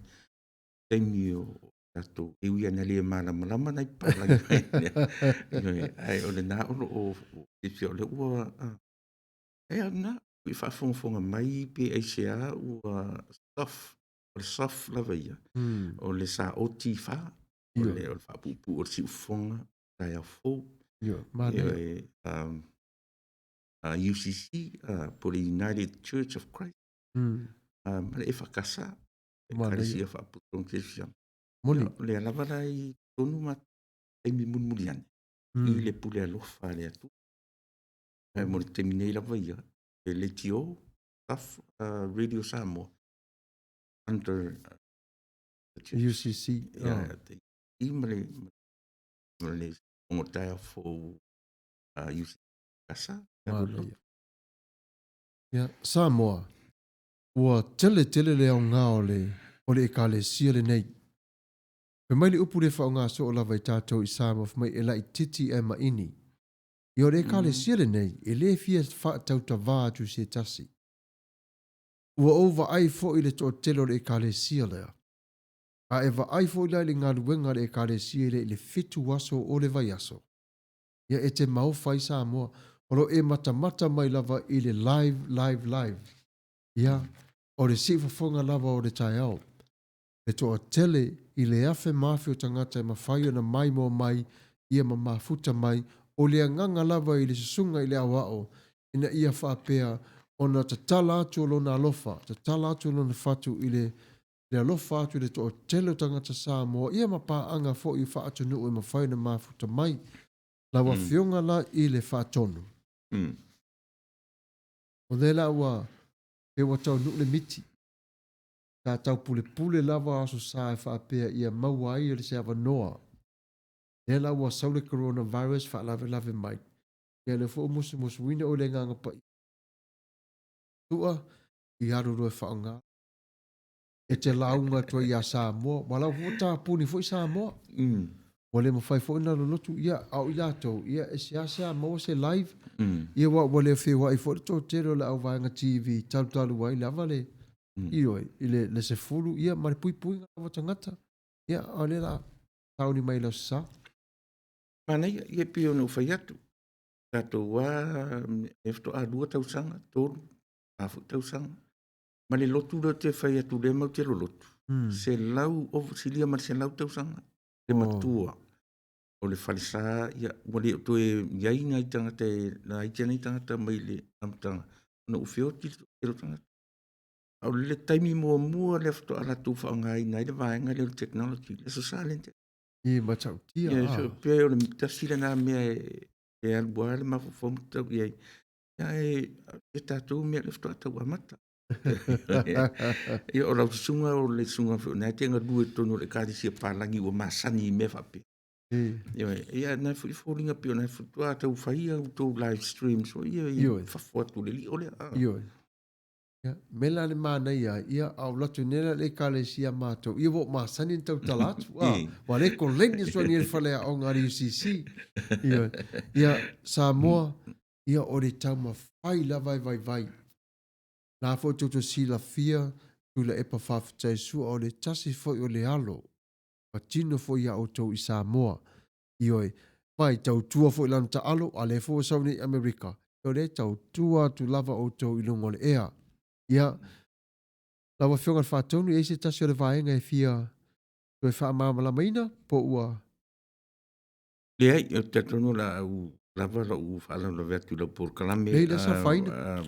Pauna le mea o le se furu lua, le tatu taimi, e o tae au, e tatu te o mai ini, e whamau tua tatu tofto finga, pe ia o le la whaala le presidente o le tatu por kalame na te vai mai, e po e whaitau atu spai, o i e te talo, o i e whaire upu, o te mi amata, e na te whaitauina whio ngā lea tua, ma ia, ona moro tira fia pia, ia o lau sungfo i o le atani i o le alole, pa o ma whaifi au i Samoa, e te masani fo i la o i tua o le Samoa, i ui ona o lea ue, na lua i lalo le Karisia Nazareta.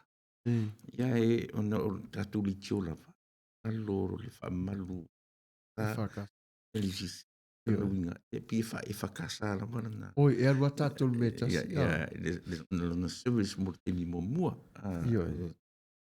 Sila fo i Samuel, e le o tau fia, e tapuni el whaituto, e tatu ona, o le ala vole tu inga e Karisia sau. E pio le mea nai te talo tua i le au whainga luenga whai mai tonu tatu ka. O le tatu lava e talo le whamaru. Maru lea. Ia mo le tatu lotu momua. E te taura on tatu. Ia pia on tatu si ta ia tu la fono le lau. Ioi. Papena. Tatu fo ila on tatu muni muta. Ia le vanga lea. Ia mar wharuana. Lola whawhitai. Ia so se e ka le sia lava. E le whaitauina. Ia oe pe whailonga ina foi oe le ai a fio mai matala mai au. Pala au mai i te tonu o le Radio Samoa, o le siwa whonga taia for Radio Samoa. Ia pe te comments mai te tonu i tato komeni i le fitu aso le whai aso e ngānu lue ai. Ia o whelava o e ngalue ai, po ai fo le sunga le whaife au o whina ngalo ina whapea ia o tapu nia la o wharisai ta lofa nei tangata tapu ai. Ia a fio mai matala mai au. Ia te launga i tina atu le upo le atua. Ia e whapena foi, ia ona whaatasi mai foi malau e kālesia, e mata ma mai mo mai, ia au e ngā lua pe lava mo i la tau. I mana tua foi Yesu, e moni lava, le se lawa māmoe, a e se lava le tasio le māmoe. Na halu lava Yesu e sa ili, ia le māmoe la lea o le sifa fonga o le tai au fou. Ia sa vale mai matala mai au, ia whitatuna i fo i mana whionga i whatonu, ia whapena fo i le presidente, ia maua le avanoa, ia tala al tama ino Petero, ke le avanoa, ia a whio mai matala mai o au. Ia o le paftai lava whionga i whatonu, e wha malam la maina o le nei, por kalame le nei tu la, ia o le taimi le nei, ia o le a te ero tatou sa, ia o le avavai o tatou foi, a se A wheroa e tofo I rato o mafuta mai le nei tū la tapo nu anga vale wha mo le pastor IT. Ia na IT o le pese mo le manao. Ia tia I le anga by Brad Miller. Reiki cover. Ia mo le tato au mafuta. Ia ma le whaaloa lava. Cheryl Lee Sam. Ia whaafutai lava. Sia Fosa Louis Fofua. Nephew. Yeah, thank you for joining us tonight. Yeah, I know Australia is probably cold right now. Also, yeah, o talaula lava, yeah. Yeah, fosa talo fais your nephew. Yeah, vi ia le lofa maleanga le leo le tua, whaftai lava. Tami taupa u, yeah, whaftai tele lava whata si mai uso. Yeah, whapena fo ia sana rivi. Yeah, fui ava, yeah, whaftai le whata si mai. That's James Solvi.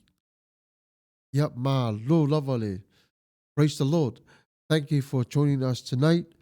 Yep, may the Lord bless you all. Yep, whaftai tele lava.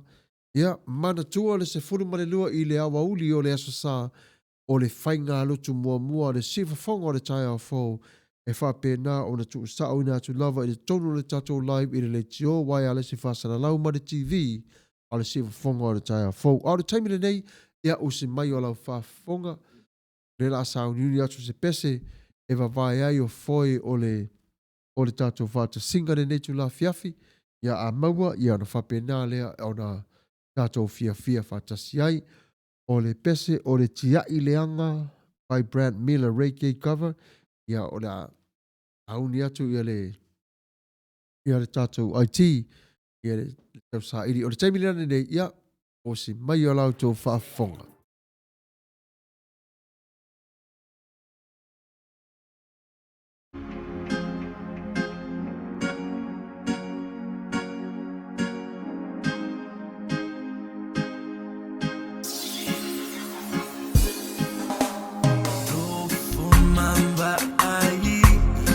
Sani Pupula malo si mayolela Mafau fangosa tualasi Oh ela upele so atasi Tia ile ama inule aina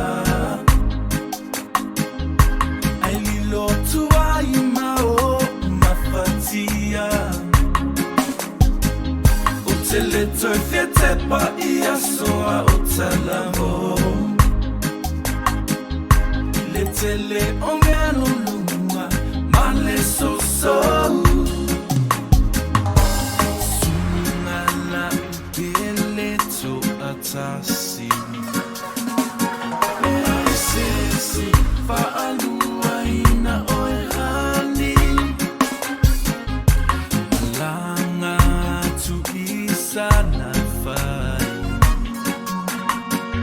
Il est down to know for I Il ama inule aina Alilo tu aima o mafatia Tele te fete pa ia soa o talamo Le tele o mero lua ma le so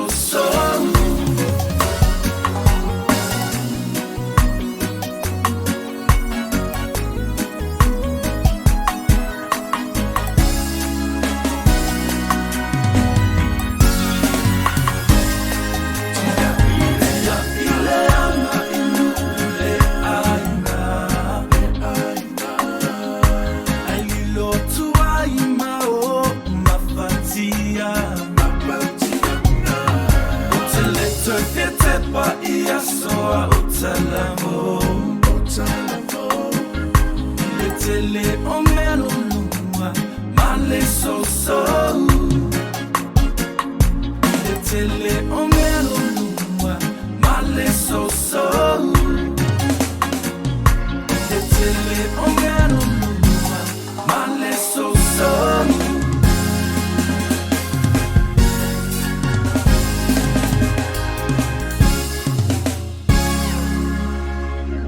tele o me lave lave ia e whaile mfaso sau. Ia maa lofo i mane o por pese.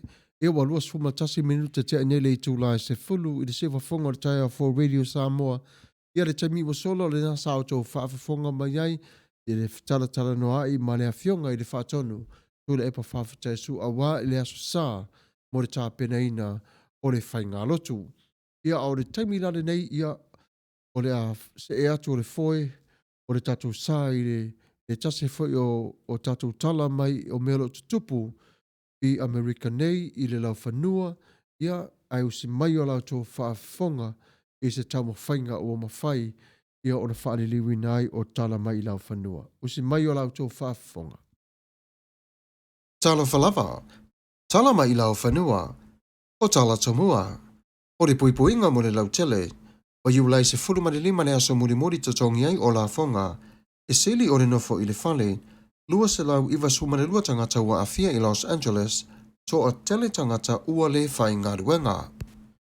Ua whaasala la wina, o ngā tatonu o mati ua whaawa wina ia i le tapunia o Knott's Berry Farm, o le manatu atu lea o le komiti whaafoi. Talu ona whaasala la wina mai e le kovana i a Newsom i le pōna pō, i au ona whaautangia ina o le nunafo tangata i a inga. Ona o le tausi le tula fona de la wale ele, a wale pui o le soifua, mai le pisia mai le o telo tangata i le coronavirus. O le taimi wa tapuni o whare tari malo, ma le paka mo mai moanga, taro sia fo i se taimi o iluma, i whapena ona toi te tala ina lea. Aure nei taimi, wa usi ta ia fo i o le whaatonunga mai te tonu o le malo, i whapena ona tapunia. Na tā ua e tina le lipote whapea o lo tapunia lava Disneyland o Magic Mountain the Six Flag o le pure siri sa saunua e whapea se taimi o luma ana toi whaalawi loa le i le atunuu. A o le so, wa tapunia pea i se io o atu i se tala o luma. Sa ia fo i ona whapea le se au ngai tu te tala ai i le taimi le nei, mai whatau watu fo i le tala o le tau, i a le ngata fo i lea watu o tele tangata uana nofo i a inga. O iu lai se fulu malini mare aso muri tatongi ai o la fonga umalawa tangata whai ngaluenga mare to tele. Na sauno ai le Treasury Secretary o Machine whapea o le masina o iu lai ua ato whaina e au ona mai ai o tatongi o la fonga tangata uma e whai ngaluenga o pisinisi mai la tau umalawa o le malo. Tara wai le coronavirus ua whai ai o le nei whaamoe moe ina ia tui nātu o le avanua tele i tangata e tatongi ai o la fonga. Tara wai o le tō telo tangata wana nofo i a inga o lea ua afuai o le tō whā i ngā ruenga umalawa ma le tō telo tangata i a whapena o na whaawa wina i le aso se forma le lima o iulai e au noa ma se sala. Aua le whaapapole ina e le iai se sala e tasi o se tasi e whapena fo i pisenisi o lea o lana saunoanga.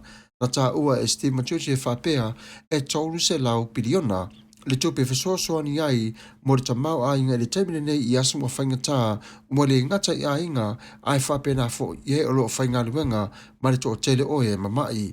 O le atu ina atu la i le IRS e fesoasoani ai i la tau li whaala wai tele ina o le tu ina atu saa fo i lima te tono komiti whaapu whai o pisenisi ina ia whapena ona whai e whaalangolango ina masu iai o la tau waso te tongi.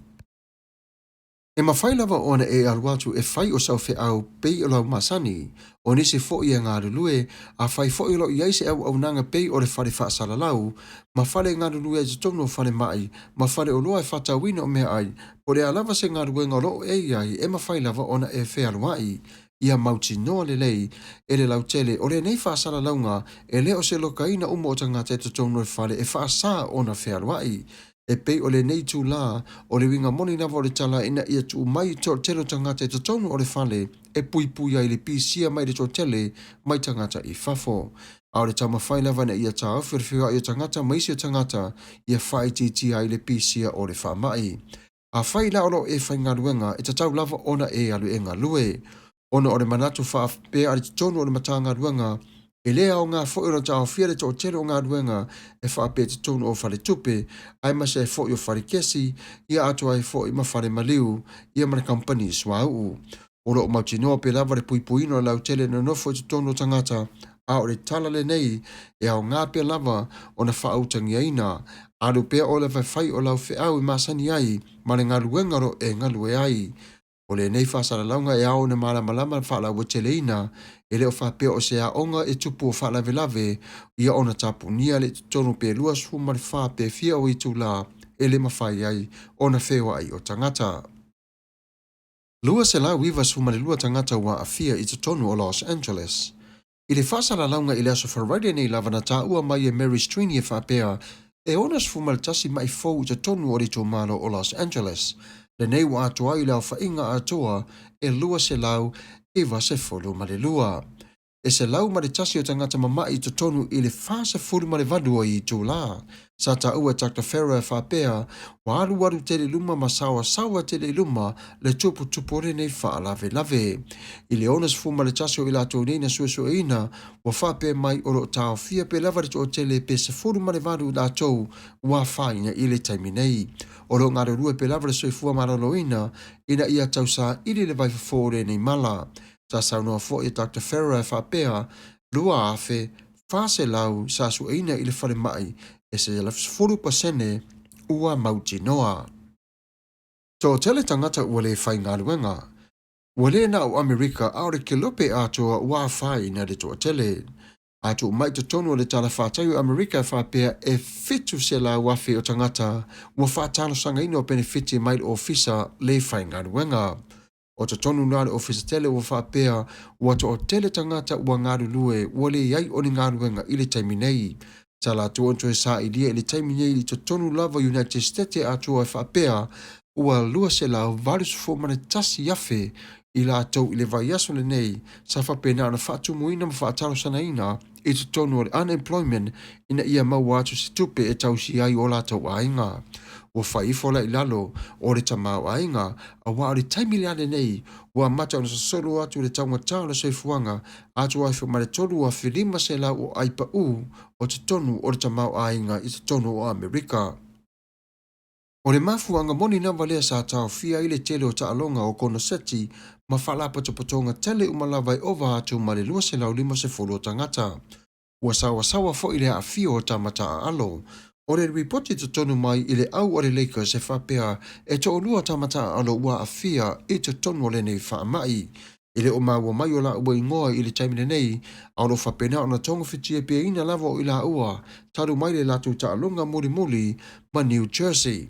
O la lea whala velavi na tupu mai tonu, o na sasa whapea o na saunoa ai o le fo mai o le au, e ta tau pia o na sue masairi ili te tonu o tamata alo, taru mai le taalonga i le rua vai aso na talu watu nei. O lea la ripoti na mai tonu whapea Ramona, o nea o taatia mai tonu o le au o le Lakers, o lo whapea na fu una hei la ue tonu o le whane mai, ili se fulu ma le wha o aso, o lo whapea na ona tonga whiti ai. Sa taimi o iluma na toi mau mai le ripoti, ai taru sia i la ua matamata alo i to tele o a fia, ele ngata le tātou au, ai whapea nā re to tele o tangata tamata alo mataini ta alo i le lalo langi a toa.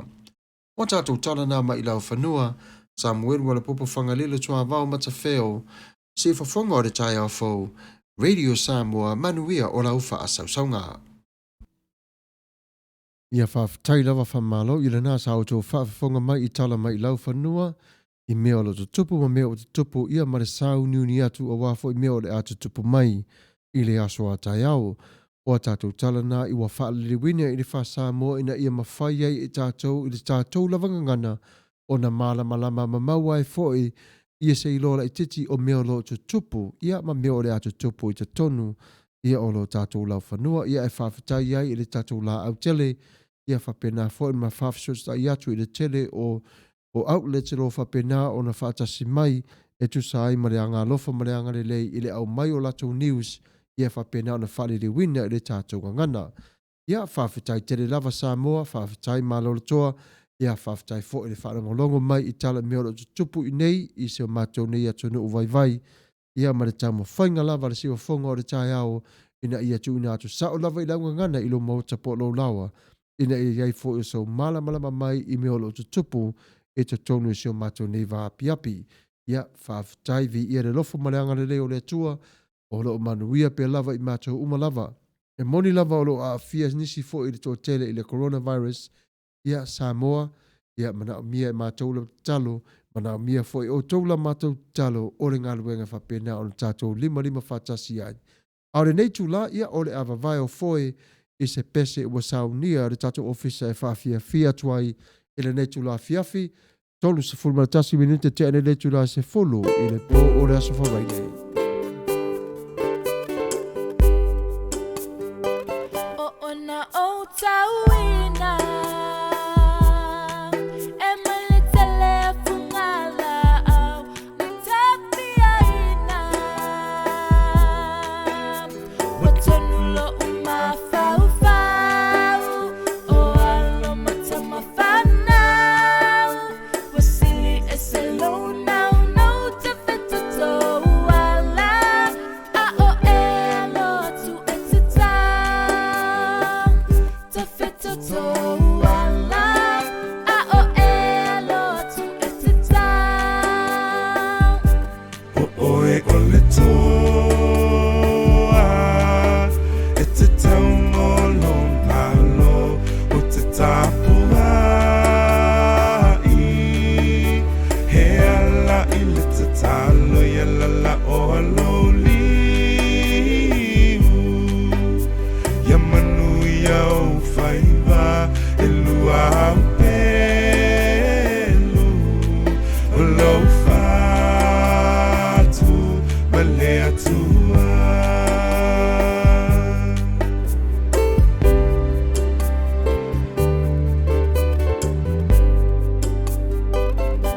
na tau tawita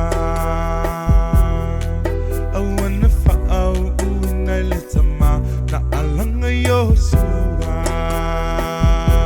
au e ina ia tu mau o le la lana whinanga lo ia whaia o manu ia na o le taua a na no ho oe o se au au na le au ngā e malo ho oe o se au au na le au ngā o oe ole toa e te tau molo malo o te tapua I e ala I le te talo ia lala o loliu ia manu ia au whaiva e lua au pelu o lau fatu ma le atua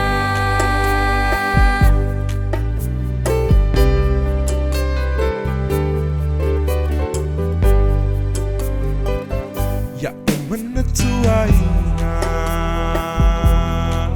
Holoi mata o matua Le tapua ina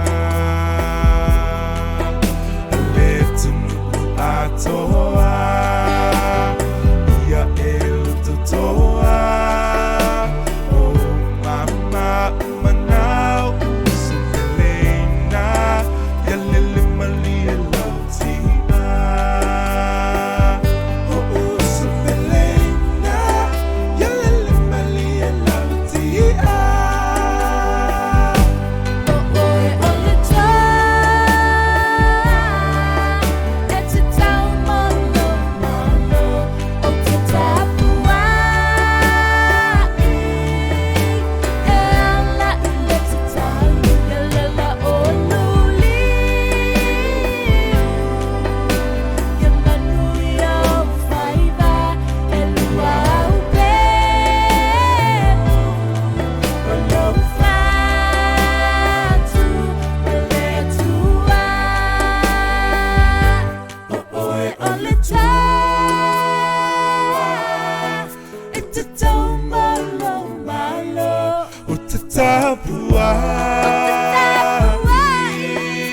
e ala I le te talo Ia lala o aloli lala o Ia manu ia o whaiva E lua au pelu O lau fatu ma le atua E lua au pelu O lau fatu ma le atua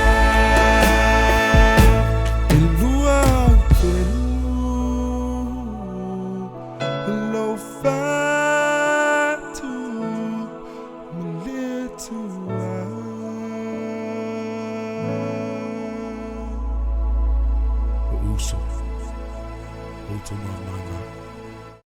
Le amato tapuai. Sile.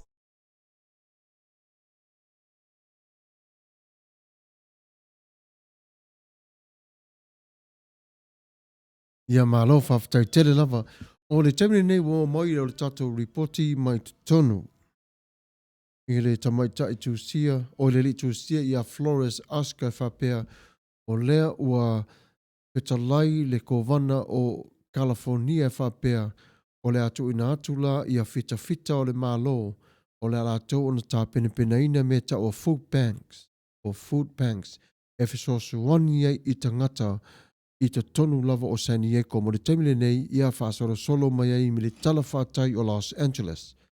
O le wingola lea fisosuani ina ia pape naona iai o mea ai o tamaiti ia o tangata matutua ma ainga ai maise lava le taimi o pape nana le toi ngalulu ai o matua ua lay off mai i te tonu o company ona o le whainga tā ma le pua ngā talu ai le coronavirus. I o lena sauno ai ia Newsom e whapea i le aso wharaile ia o le atu ina atu fita e fisosuani la tau te ngalu lue i le whaasoaso ina po le distributor mea ai umalava i te tonu o le tala whātai o Orange County, San Diego County, ia ma LA County. Ia ai se aingo whapea leo mana amia se fisosuani ia ona whapea nā lea ia ona iai o tūlanga manofuanga wa amata ona whaavanoa ina e whapea nā ona mawai o se mea ai ia po vai fo ia inu ia ile au nanga wa whapena o na saunia ina tonu kovana atu ai fo ia ma le tala whātai atu o tala atu o le tatou itu malo.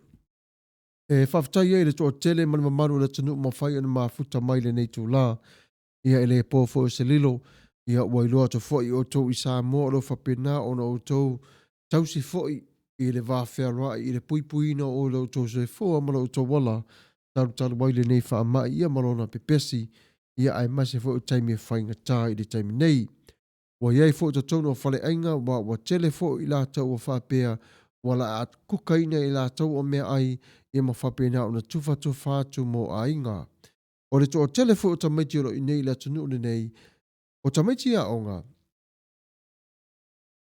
e vai ei le loto pe eva ai te tonu ai mase lava le nuu o sawa o Torrance. O le to o telo tamaiti ele ese me ai ainga. O le a onga sa wha moi tamaiti nei e ai. E ai le breakfast, e ai le lunch. O no ole ainga le po, ia ele mai loa. O te tono fo ile matu e ka le sia ma le City of Torrance e ngāra lue whātasi i ainga e fisosoani i le whawhanga ina o tamaiti. O le to o telo tamaiti to tonu o le matu no Torrance. Ia ele lava le whaasoa ainga e whawhanga ai o tamaiti. E ila le prokalame le ale tonu o le City of Torrance whapena fo i Long Beach e fisosoani e tausia i o tamaiti e fia ai. Mai fia maua le vai inu ia mafisosoani ai ainga.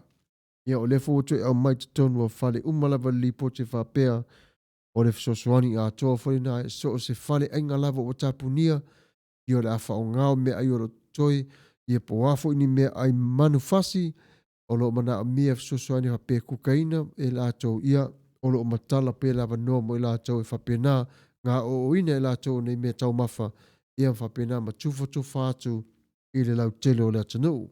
O me ai umalava o la whapena o naru lavu i lalo o le vava ainga le FAA ia e saunia uma e la tau i whapena formal FDA ina ia la tau o na whatasia mauti noa le lei i le tāpen penanga o mea ai tau mafa ia mōli ma malu o le atanu.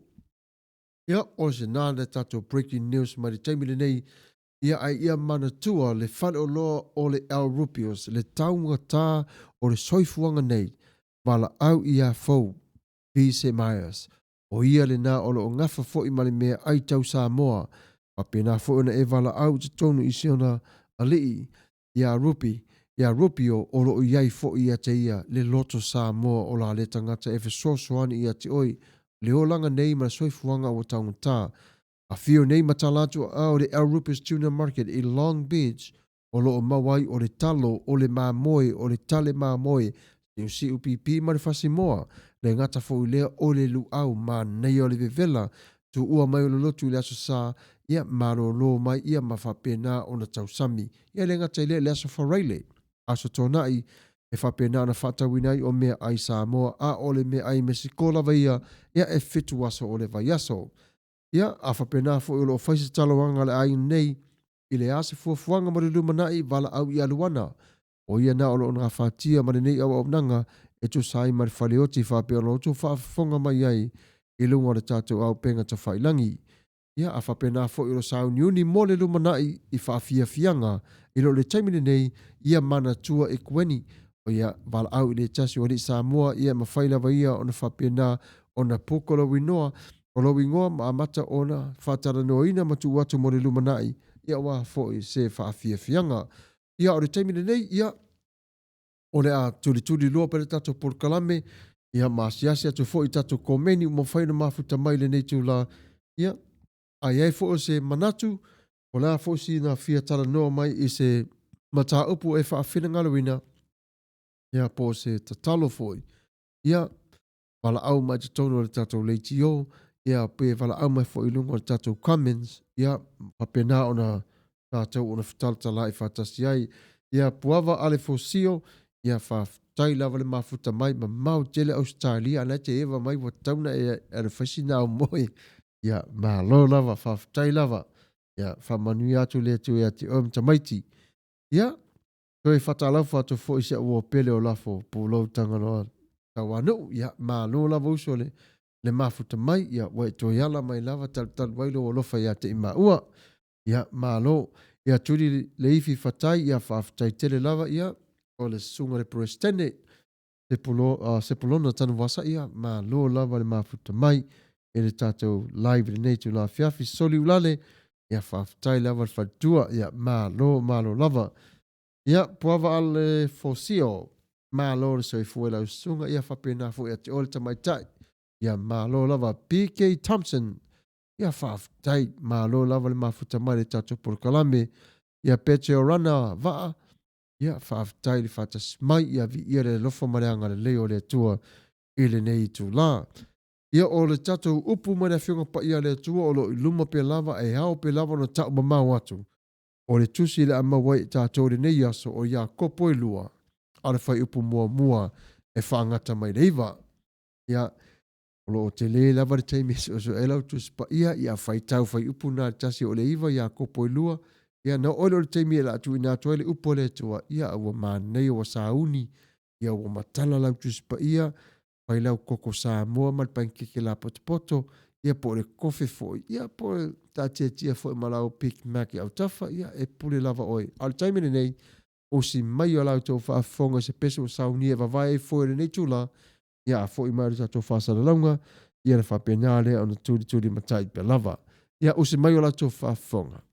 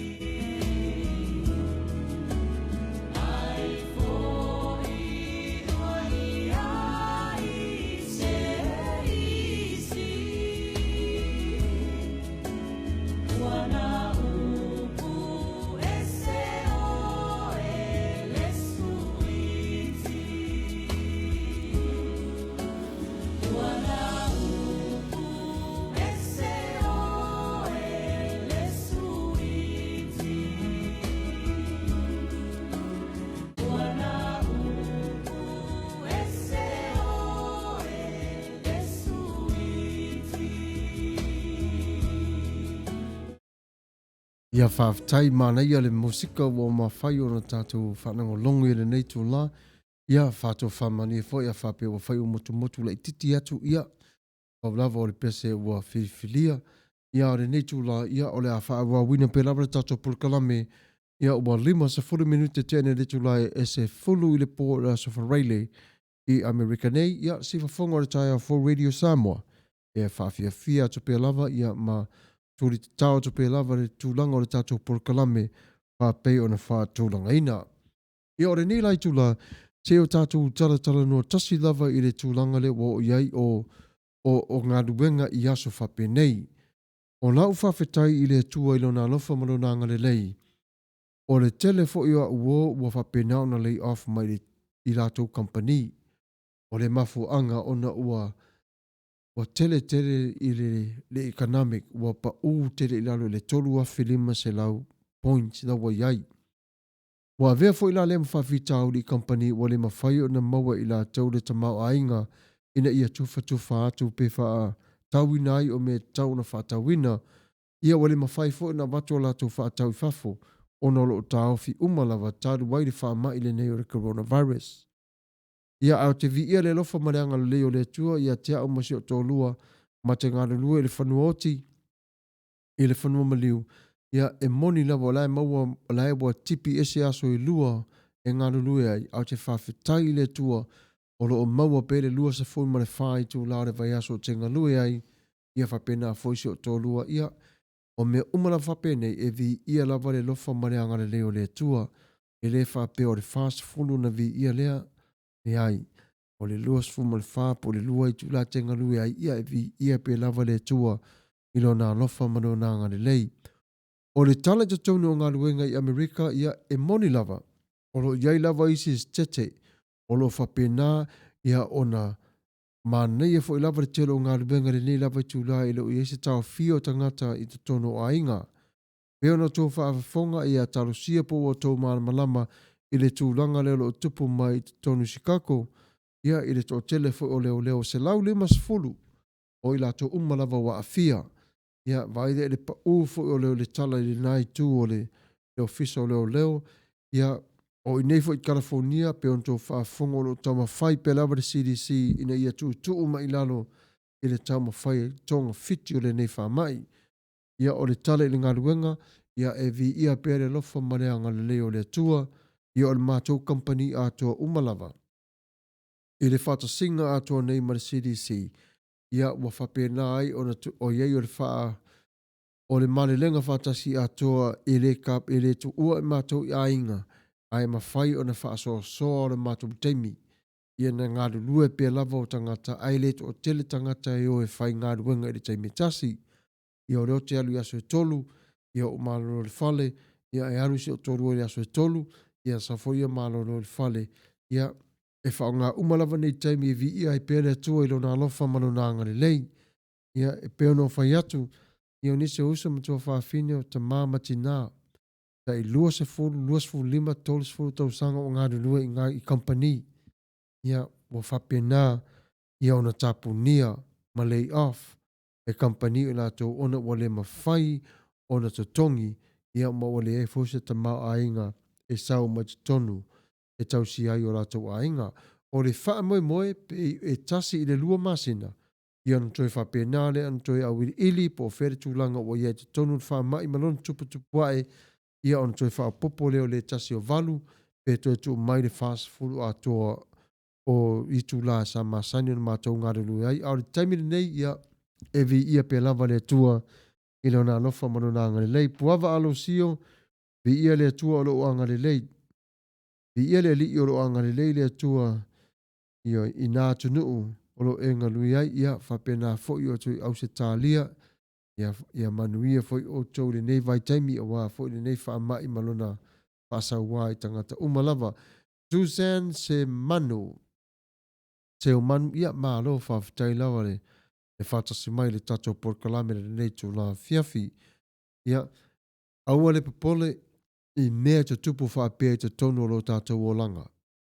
A ia tātou ona te patau la i rea tua, o ia o loo iai o lo tātou wha moi moi. O le papole o le tangata, e ave ese mai ai o le iloa e le tangata ona pui puia o ia lava. Wafo o le papole, e tama whai lava le papore ave ese au tā pena penanga i le puipuina o lau soifua ma lau ainga. O asa foi whapenei ia wa whapena o na iai o leo leo lunga le awala wa puipui ai le tō telo tangata e nofo i fale.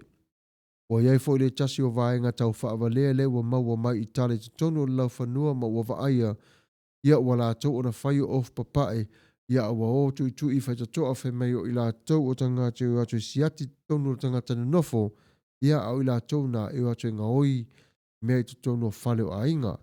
Ia o lo lele i whautuanga whapea le siwa whonga le tai aufo atu i tu i atu lo whaitatoa e so se tangata lava pe o fulana moana pe o pae pae ai tele i vala a winners le CDC po le fo mai.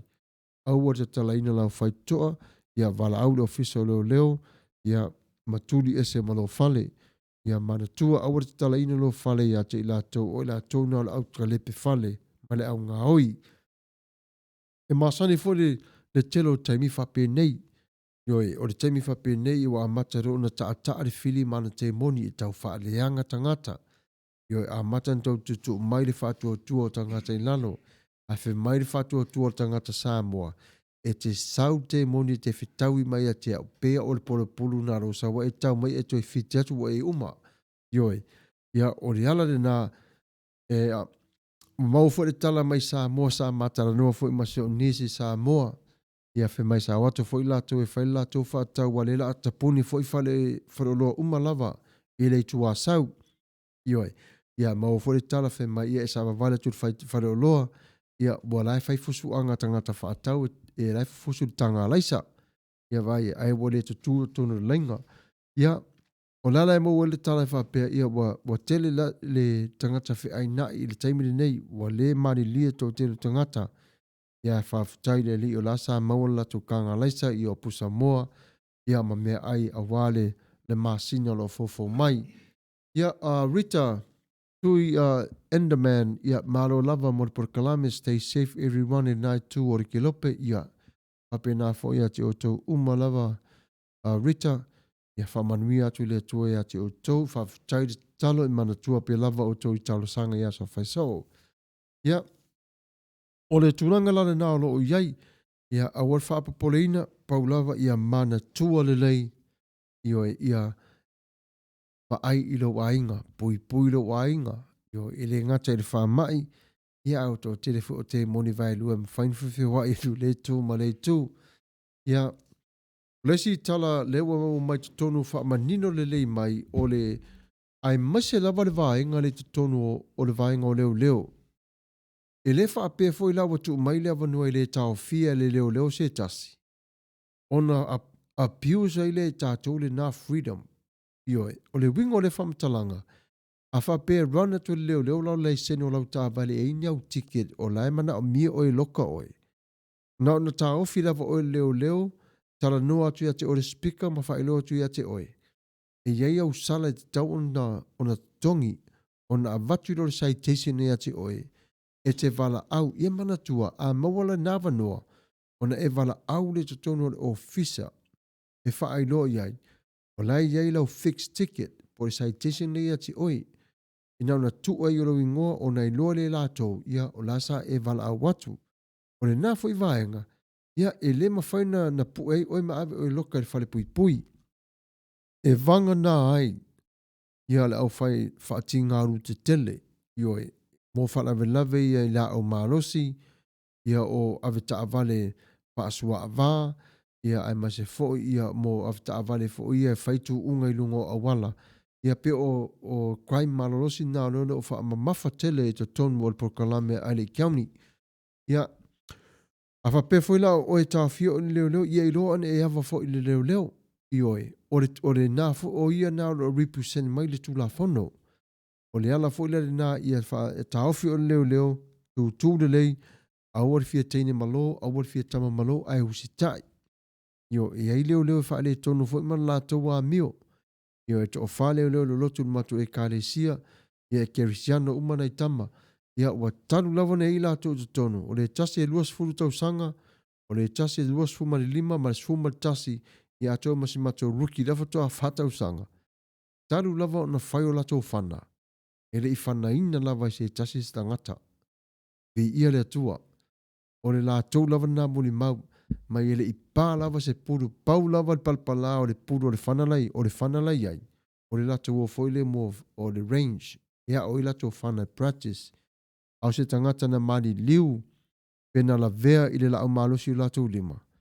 0, mai lei masesi. Ia o le alala na e whautua tuai le to tele o le atunu, ia o tofu o lo to winu, ia i ainga, ia kau titi la titi lalo le musika, ia e manatu fo ilo ia i fo ina i tangata o lo au tafo tua oi, e fia mana o mia le file mu, ia waile o mai lo fo i tātou na tangata matutua e fo fia mano lo i lato ia, au le ava lava ma le whaalo alo. Ia tō manatua le na, ia ata awhi o tō i leo leo, ia whaalo alo pe ili mamaru o le malo, ma teine mamaru o le malo. E tala tala no ia te oi, e le mawhain tō pu ea oi awa tūnu whai pui pui, o na ua matua i tō tele lava, le whai pui pui mataulia fo le vai aso le ntiatu nei, e ono se lau le na mai le tatou tala mai lau whanua. E ono se lau pango tā ia sa whasa o loto mai te tonu o le LA County. Aise a ona ua, tō tele, ma le mafu anga lava ina ia whaiti tia i le pe pesi o le coronavirus e te tonu o le whaafiri ma se lau inmates i le taimi o lo tupo ene ne whanave lave. Ia, o le ala le na i o whasa o loto ai le ono se lau ma le citation, ia, sausi taimi o luma, ia, tui o le tatongi pe se lau tā la sala, ia po le alava le salai ia e fai fo lava no fai fa pe meni wa lo malama fo le koji e le tūlanga o lo iai le economy ia le ngata fo ilea ia o fe au manga duenga pa pe on tato iai ia o le taimi le nei ia a fa pe iai so po kalami fitala no ina mai o lo te le lava le avanoa ia o le taimi nei wo toi tasi le tūla toi 8 minuta toi o le tato live ia ai fa aftai maro lava le fatasi mai ia au se mai o la tō whaafonga le pese wa saunia o le sā mua matalasi mai le 5 stars. 2 minuta te anere te la se furu matatasi si whaafonga le tai au fau ma le pese wa whai mai.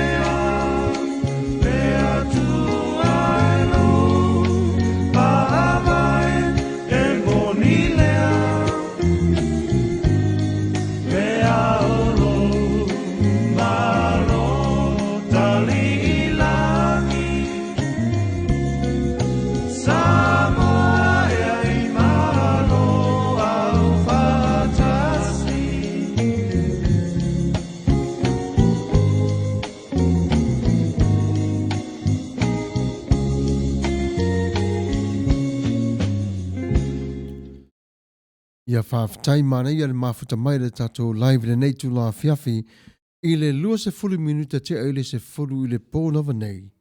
Mua maua mai o le tasi le update mai to tonu o le tatou news le outlet o lo whaungaina i tatou e whapea o le nei ua tolu se lau mona tupu tangata ua afia i le coronavirus i to tonu la o Los Angeles. O leo whamere tatou reporti e whapea ua mau tutu wai e se fulu ma le lua cases ua maua te tonu o Long Beach ma le toa lua na maua mai te tonu o Pasadena. Ia o le taimila le nei ua whapea mai olo ngā lulue umai o le matanga luenga atoa o le soifua malolo ina ai le ngata fo i le mataulia fo o Long Beach. O pau lava leo le siri na mua lava maua le lato fale e mapu masiaki ai mo tangata. Le ala fo ina e tau le tele fo i mo ini lava e tupu mai ai ai vave tele le update mai o Long Beach to tonu ono ai ala fo i fale mai o Long Beach te whai ei mo fale mai fo le fale ie o lo i fafo o siaki ere to telo tangata e mawhai ona tavalia fale mai tonu. Ia o le whamai le whapini a whapea Dr. Farah. Whamai le tala ale fo mai. Ia e le whapea fo ila o le avea le mala e papolo i le to tele o le lau tele. O lana futuanga e whapea, awani avea mala e whapea e te sona whaatawina ai o mea ai. Ma ona sona avea i o vai po o alawa mea te mana o mia. Whamai e le ai awari whapapole ina o to i mea uma whapea na. O lai o lo tama whai pe lava o le mea sili, o lai maua, o lai loa e fo mai, o lo tutupo o wha mai whape nei. Ia lea wa tarano mai ai whai mai o le reporti lea sa announce mai te tonu e kāseri. E le whai pule whapea o lo iai la le resource mo tangata whai ngaruenga o wa i luna o le lenga. Ia o le ele le website e whapea o na hoi e o tātou e vava ai po la le resource e au ngā mo oe mau mo ni taimile nei ia au le fautuanga ma le lapata inga o whaapea o na whai mai e hao pia lava o na nofo pia i whale. O lo le lei e moni lava e se folu ma le lua tangata pisia ai o la i titi le whainu mera e leo sa sao atu lunga pe o ana nafi le whasu mai valu tu la a waiva se fo ma le ono tangata. Ia vi ia le lofa ma le anga le leo le tua ia wa amata o tau saula la i titi lalo numera ia ai o lo sa solo pia lava. O lo amata pe lava ona amata ona track i lalo mai countenance lava o fea lava le tu malo o lo omaita lato li poti ia o le taimine nei tol se lau mon tupo tangata wa fia ia ma le to lua i lato na mari liu i le po nei lava le fiafi ia ta moa ioi o le wha mai lea e le mawhai o na malo lo le wha mai e pipisi pia lava. Aia mana tua fo i la tōne wa mali liu i le wha mai. Mana tua i la tō i lau tāro sanga i le li. I lo nā lofa malo nā ngā le lei. E moni lava tātou te le mā ua o la tō suafa. Ia ai tara nope i le tua. Le li io i la tōne na mali liu i le taimi o le coronavirus. Ioe. O le virus i le nei wa whai mwhawhi tauli. Ia ta talo i le tua. Watu o lato suafa i le tua i le alofa male anga le leo lo tātou tamā. Ia mana tua i lato i taimi o puapua ngā ma whainga tā. Ia o lea Samoa, ia mana tua i lato i le talo, ia whapena foi ona mana tua atu o to ia mātou talo ma talo sanga i taimi umalava ia maso whai so o le nei o langa. Ia o le taimi le nei ia ua te furu ma le tasi minute, ia ua te ainele tula se furu ma le tasi. Ia ai alo maia, ia o le a tatou sāwale vali atu i le a fionga pa ia le tua, ia o le a fose upu mo i tatou i whawhanga i o tatou wanganga i le ne tula fiafi, ia usi mai o la tō whaafonga, ia o le au whaitawini le fionga pa ia le tua, ia ma whaile ma awa onga mo i tatou le ne tula fiafi. Pamani mai o le tua i le whaitawini o lana fionga pa ia ma ia tū mau pe lava o lona vi inga e whaavavau lava. O le tusi la whaitawina mo i tātou le neitu la fiafi o ia kopo e lua o le whai upu mua se e whaangata mai i le whai upu iwa. A maua lau tusi, ia suene lau tusi ia kopo o le mata upu e lua Ia o le fuai upu mua se ia whaangata mai i le fuai upu iwa, i o la au whaitawina, o si mai o lau whaafonga. O usoi, aua tō te whailonga tangata i lo o tau tā ofi, i le whaatua i lo tātou wali i mamalu o Yesu Kiriso. Wā a whai e uru fale, a whai e uru watu, te tangata i la o tō whaapotopotonga. Mani mama auro i ona lima, mani ofu pupula, ai ulu watu fo i se tangata mativa mani ofu leanga. Ona o tō whaalo atu lea i a te ia ua ofu i le ofu pupula, ma wha pēa atu iai i nā lala ia oe i le nei mea lelei. Ai e whai atu i le tangata mativa, i nā tu ia oe i nā, e nofo ia i nā, i lalo o le mea e tu wai o vai. O vai e le ua whilitaa, ea o tau i le ātua ia te o tau lava, ma o tau whai ma wha masino i le anga o tau manatu. O usoi pe le, whaarongolongo maia, e le ua whilifilia, ea e le atua o e mātitiva i le nei lalo langi. Ia i tamau a inga i la tau i le wha atua.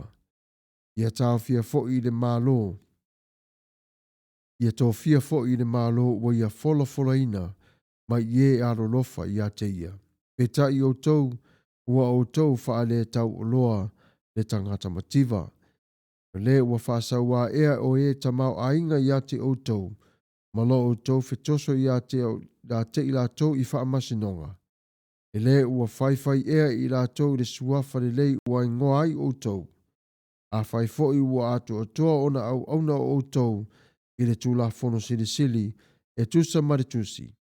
Ia ea lo whaatu i le lua te tua oi ia pe o oi lava i a te oe, tō te a mio le le iai. Le whai upo iwa whai mai, ai a whai tū te le whailonga tangata.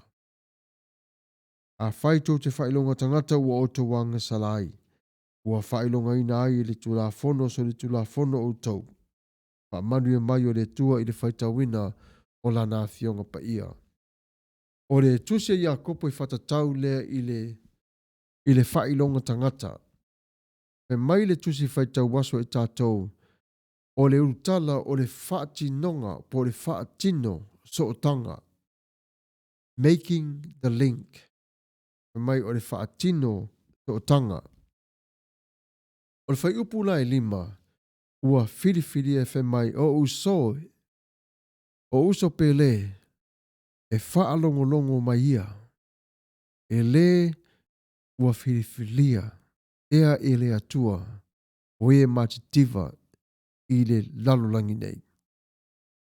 Ia tamau a inga i le whaatua tua, ua tō fia fo i rātou i le malo.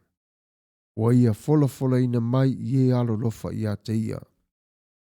O uso pele, e whaalongolongo mai ia, e le ua whiriwhiria ea e le atua o e matitiva i le lalo langi nei. I tamau a inga i le whaatua tua, ua tō fia fo i rātou i le a malo. Ua ia fola ina mai, ia e ua alo lofa i a te ia. O na iei manatu man matua whapea mo Iakopo. E iei le sootanga i le vā o le whaatua tua tātou te tau tinoina. Ma le o langa tātou te ola ai i aso whaiso. A whai, o le a avea le whaatua tua e whai ma au tū o swinga le lei e whaia i lo tātou ola. Ona, o lona winga, e iai so tanga i le vā o le whaatua tua ma le o langa, i aso whaiso o e te tau ona whaatino. Ua whamana tu mai i le tusi o Iakopo, e le te tau ona ola se tangata whaatua tua i se o langa whailonga tangata. A wā o le o langa lea, ua le mawhai ai ona moni ni so tanga whaale tangata tātou te whaia. Ina ia wha maoni, e ina ia moni, ai le tātou wola whialofani, ma ia te tusai tangata uma, i la tātou wa ai, e wha pei o le tua, olo o sila tangata uma.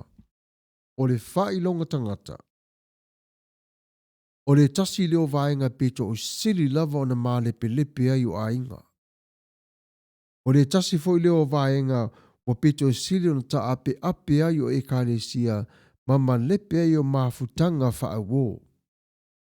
Ona fo ia vaaya tulo le tasi e māneia le ofo le tasi o na mua le o na ave iai o le wha alo. A o le mativa o na whapena leo na whai mai ia tu mai o ina. E te me le mawhai o na e nofo i le nofua lea. O le tasi leo o leo langa sa tupu te tono Israelu. O leo langa leo le whailonga tangata whimai e mua lava lau whai pela ue o na maua la tono fua. Ai le ai o le tangata mativa. Ai wa aila le to tono leo langa wha kerisiano o loo whaapea i whaapea o le tangata mativa. O loo i to tonu lava le atua ia te ia. A le tangata mau oa, o lo i to tonu ana oa i a te ia. O le ala fore na wala unga i a kopo i le ekalesia ma ua ia whailo i ai o usoi ia o tō mana tunatu manga whangafa i le nei whaalave. O lo tātou no nofo whailonga ino tangata tusai mo lātou self-appearance of who they are. We look at the book. We close the book, but we look at the cover. Mai, a whaila i tātou nei o anga umalawa i le tusai malo tātou o langa whal tangata.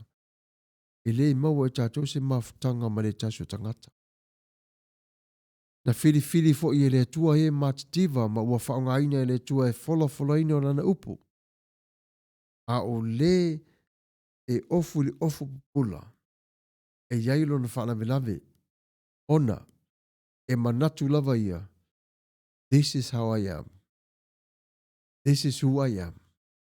This is what I do. And this is what I want you to do. E tele le pride, pa mawalunga, e mawa ila le tangata. O lala fore na e whai tete ngata i tele i tātou, i o tātou loa, ma o tātou manatu natu. Ioi, ia tātou va aila vai le whetalai ngā le tua, i le upo le tua. A wha pēr foi o tātou whai atu le tangata ofu le le ia o lo wawa lea, ia whapena foi o tātou wha pēr atu le tangata mativa, o lo wawa lea. O le tangata mativa e alofa tele ei le tua. O le tangata nei mativa na te le o maua se mea o le o maua le tangata mau oa. Ai a tū te tonu o le whaarea nganga. O leo lo mativa e sili atu le te leo lana mafutanga ma le tua. Nai lo le tangata e ofu popula pe mau oa fo.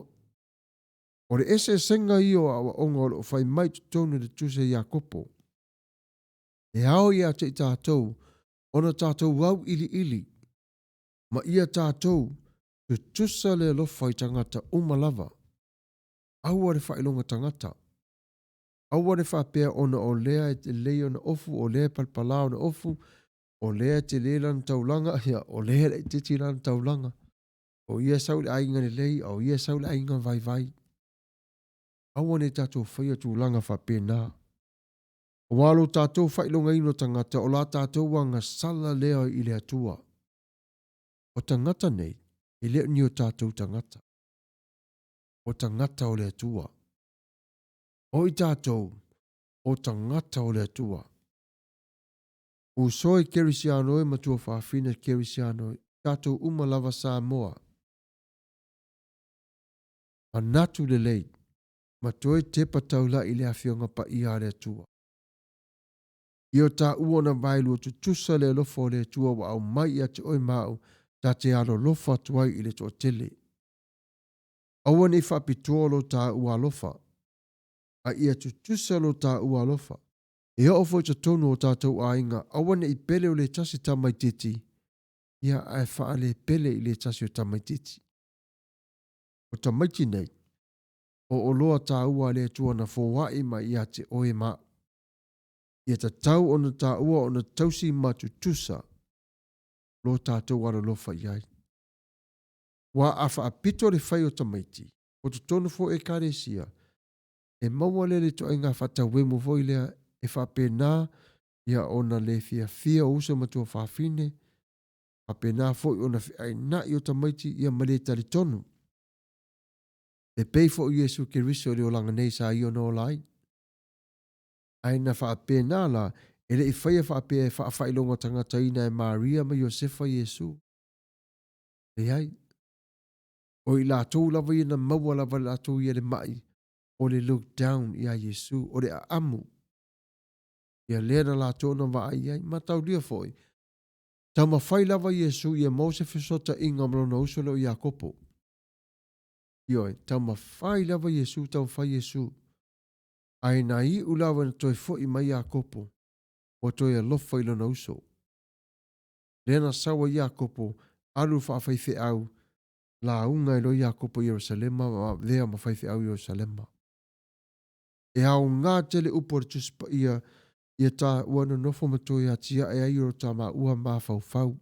Toi whasoro solo ai la tā ua va ai. Ma natu natu. Ma toi whafangu ai. Lo tā ua tangata. O lo o mori mau pe lava re tuse i a kopo. E lai e fautua ina i tā ua. Aua i tā ua na pa ua tu le loto lo toi. O le whailonga tangata. O le tasir vaenga pito sili na tā ua te le leo langa o le tangata. E le mawhaifo i tātou o na afisi lesi ai patawemu le tasi. E wa aifo i tonu o atunu umalava, ia e siri lava le e whaile pelaue, ia e vai lava le whaile aloa. Ala o fautuanga de ia te o e Samoai. Do not let the suit wear you. Awani a ver pelaue, do not let your pelaue wear you. But you need to wear that suit. Ofule na. Ai awani a vela usuti fauna e ofua oi. Wai ofulole ofuna of pupula le po le suti pol pelaue. Ia na fa pele all the tensions on me. I'm the only voice. E ai.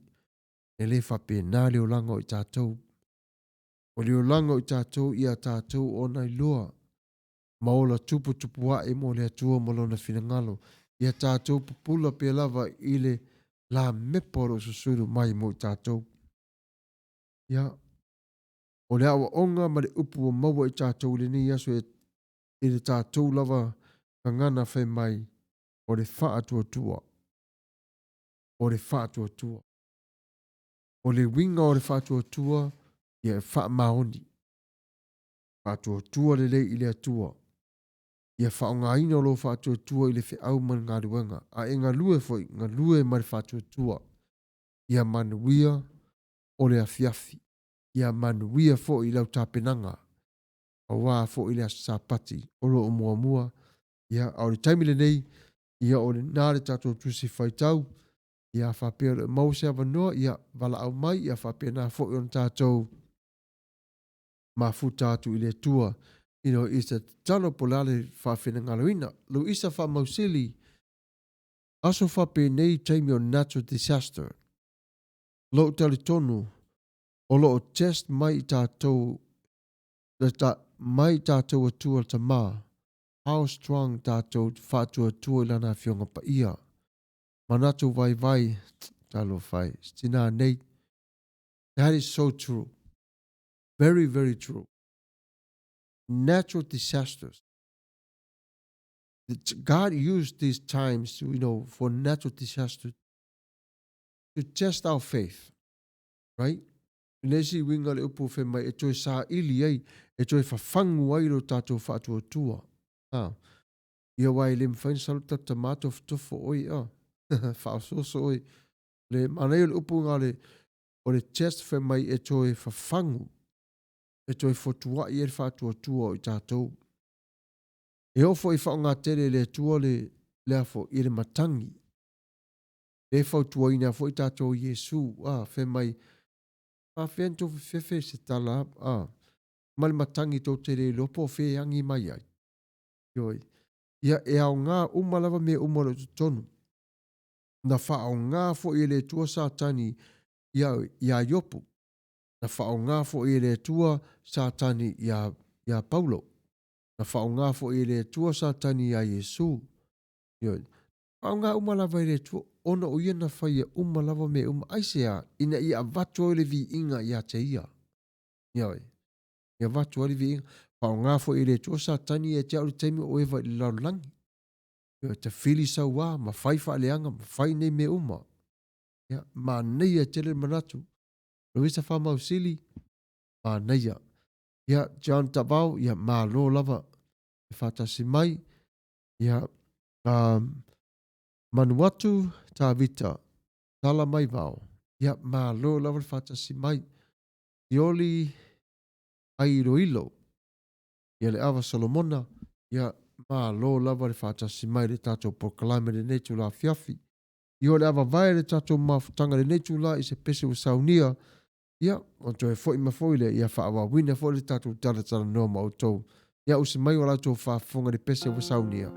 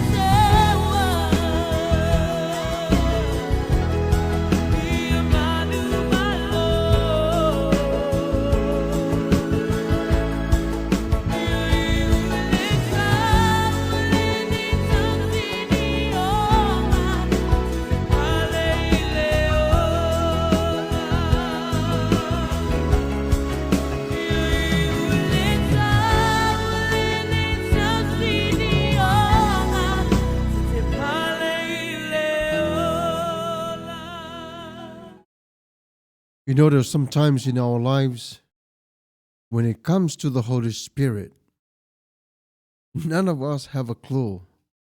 Who is the Holy Spirit?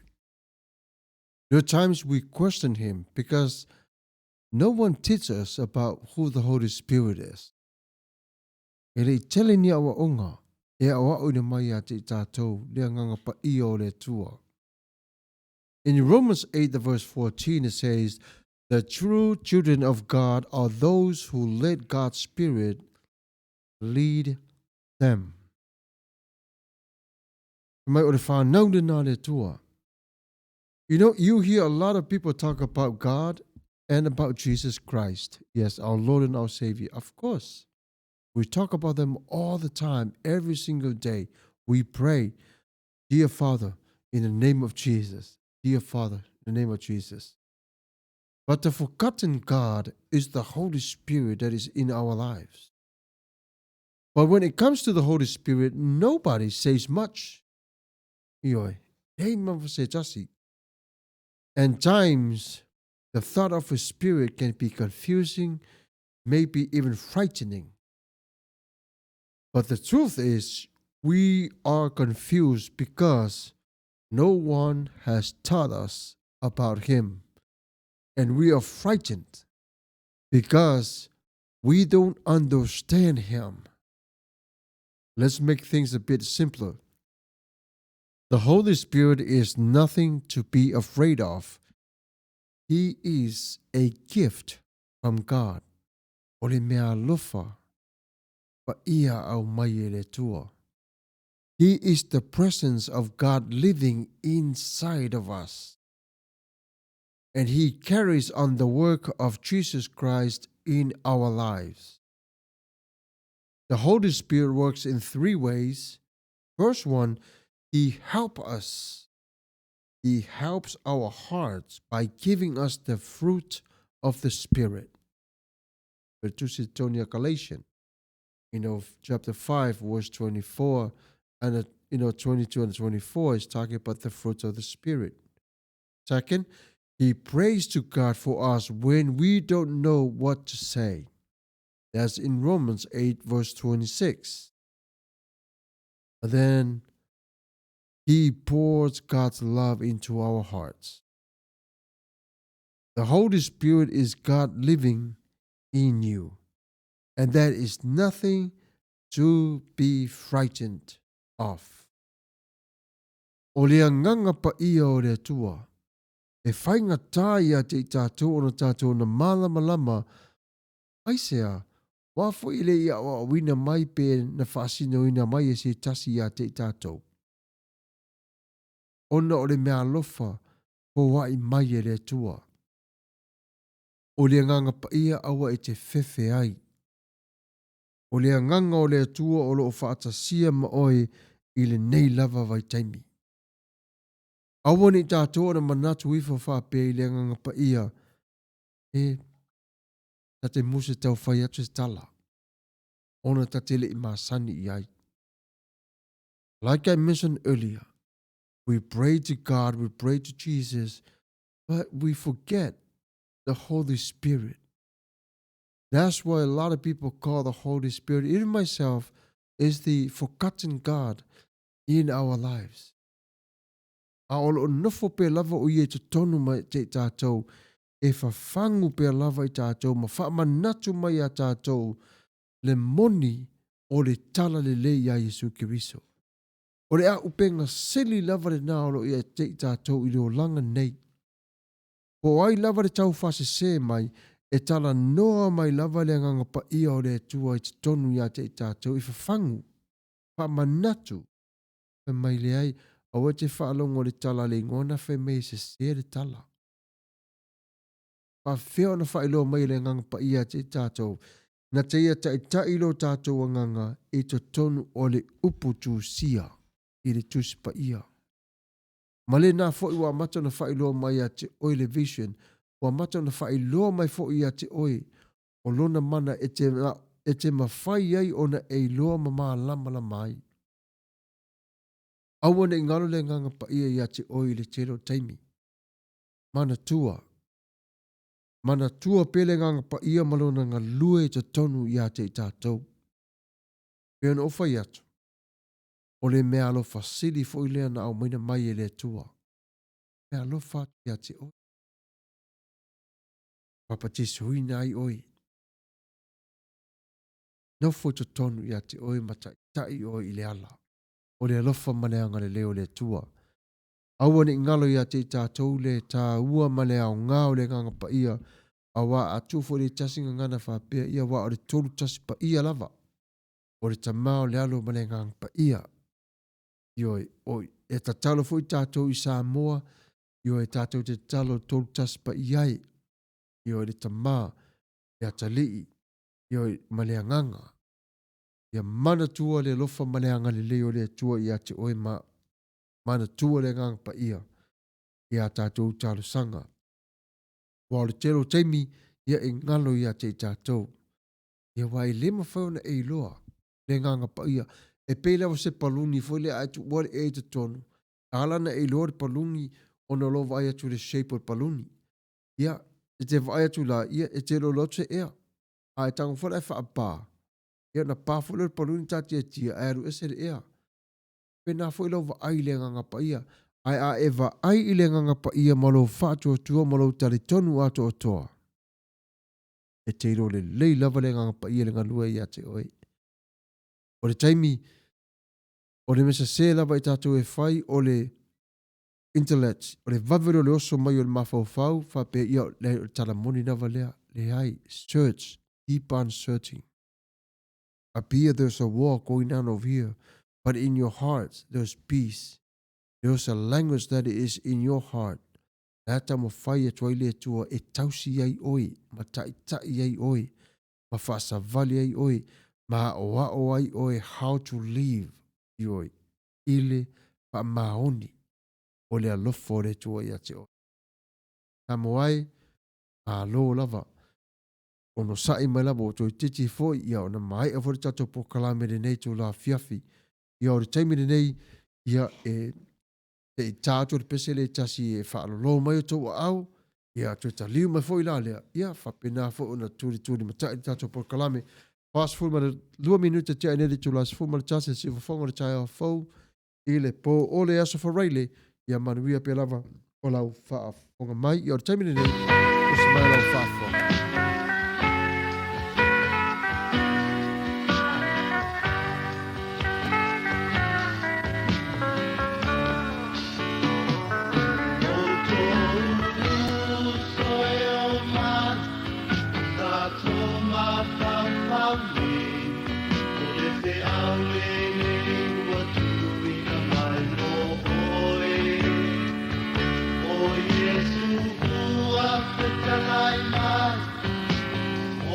Male pule umanava o te whaia o tōma pai ma lukana sa uma Yesu, Yesu Nau a pionga o e lava o te tātai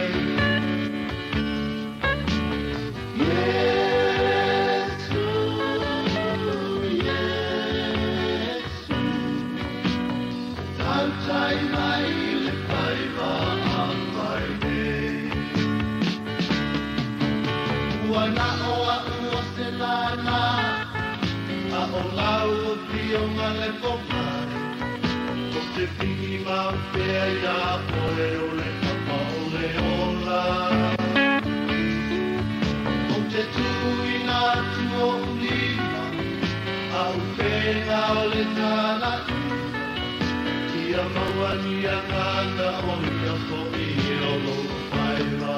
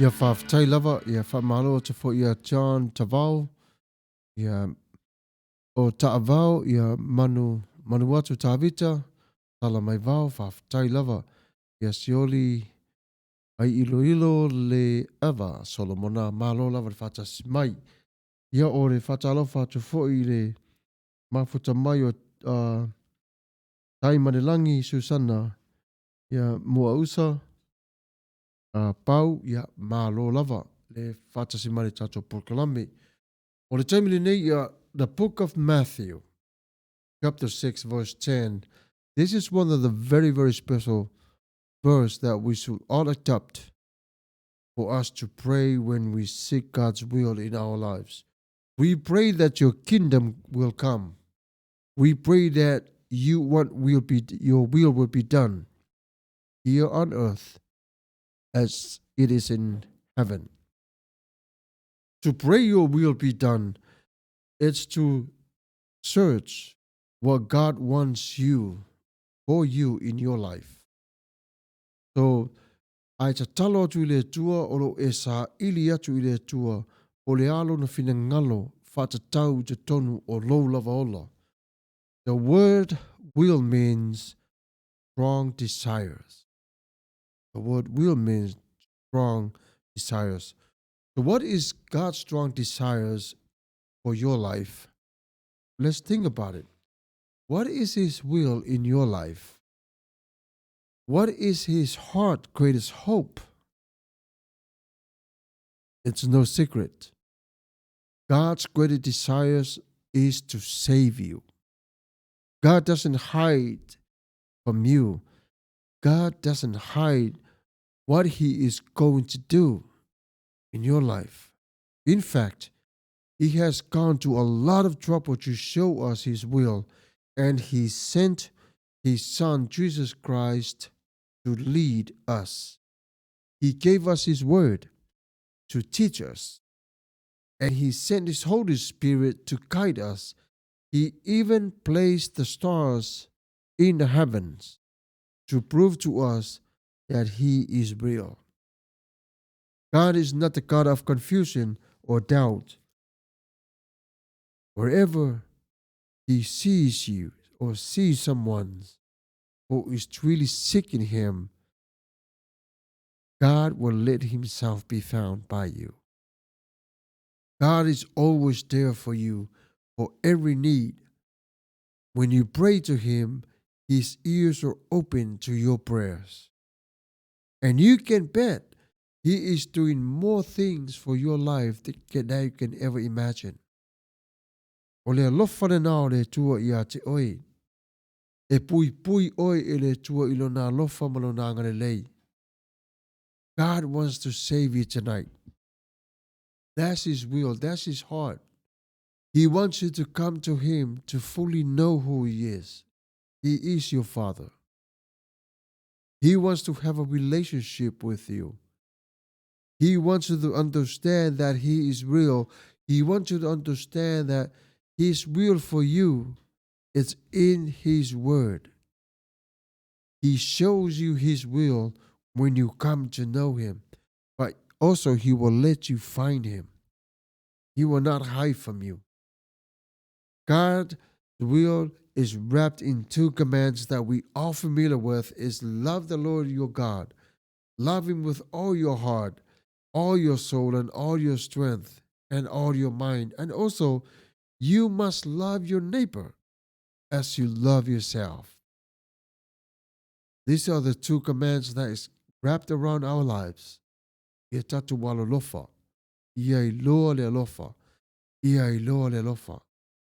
E alofa fo I le tua iona tua oi. Tua oi o le tua. I tatu tu mai lava se vaenga fo I tatu te vai iai. O Israelu no nu filfilia, ia o tangata nu ese o tua oi na o le tua. O le alofa I o le tua iona tua oi. Le tua oi la na o le tua le lo iai tatou, o lo o tausi iai tatou I le tua. Le nā fo ina fau tua I le tua ilo na nuu, pape nā fo I Yesu fe mai ia tu wano lo fatu I le lua te tua oi. Lo fatu tangata Samaria, a lo fatu tangata Samoa, a lo fatu so se tangata lava.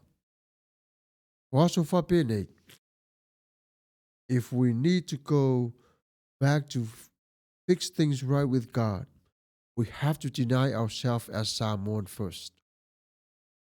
If we go to God and let him and tell him we are Samoan, we need to deny that. We need to accept Jesus Christ as our Lord and our Savior and go to him first and says, we are Christians, we are your children. But not a Samoan. You know, first thing first, we have to become Christian before we become Samoan again. We have to become Christian before we become Koreans. Christians before Chinese. Christians before Tonga. You know, before Fiji. Christians always first. Even though you were born as Samoan. But I tell you what, none of us born as become a Christian right away. We didn't know that. Somebody taught us to walk in the Christian belief. We have to come to God as Christians, as children. The rest, He'll take care of that. But He wants to have a relationship with you. Deny yourself. You know, deny yourself. Just like, you know what? What's the use? Is Samoan going to save me to go to heaven? No. Christian, yes. Believe in Christ? Yes. We take care of the rest. Right? Yeah. O le nase upo I whamawhana tuai mo I tātou le nei tū la ia mana tua, God's still with us. Even what he says in Matthew 10 verse 30, it says, God even knows how many hairs are on your head. Oops. I lost a lot of hairs. I'll tell you what. He understands. He knows how many hairs I have left on my head. Right? There are many reasons that God saves you. There's so many reasons. It brings glory to Him. It allows you to come to Him without any sin. Wow. Beautiful. It shows that He is Lord of all, and also shows that Jesus Christ has more power to change you from inside out. Also shows that how big Jesus is in your life. It shows that how much God loves Jesus more than enough to love you by sending His Son die on a cross for you. He did the sacrifice for you. And now it is time for you to come and have your living sacrifice, give your life to Christ. Let Him know, I'm a sinner, need a Savior, need you. I'm tired of living this way. I need to change my way.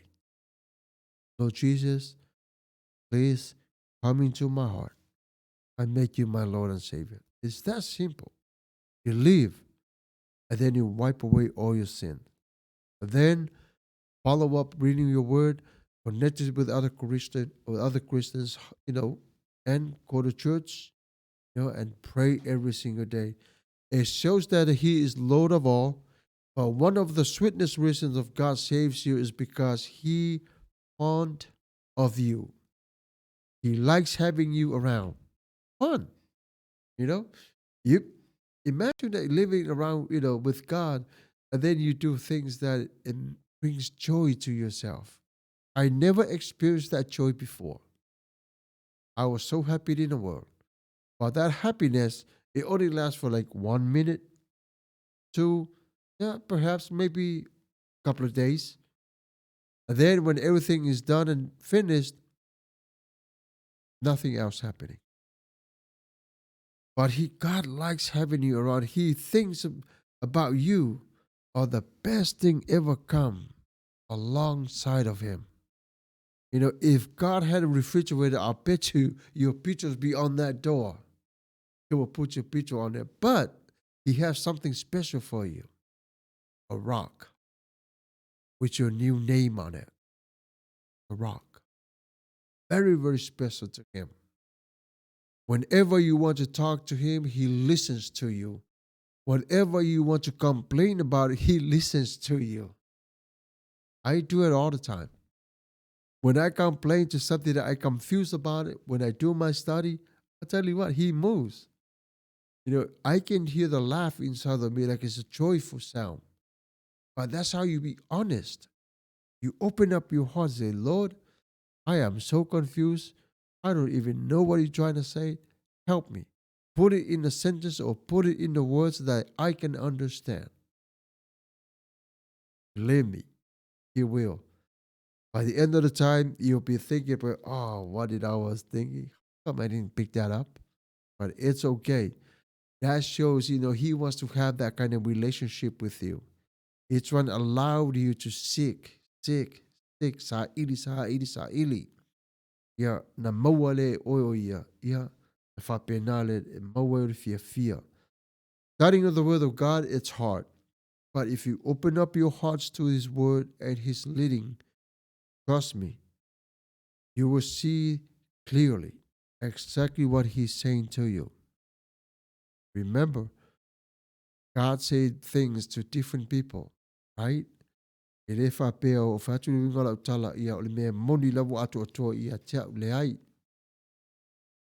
still speaking. God's still singing. God's still receiving sinners to become like his children. God takes a sinner and turns to a winner. It's you and me.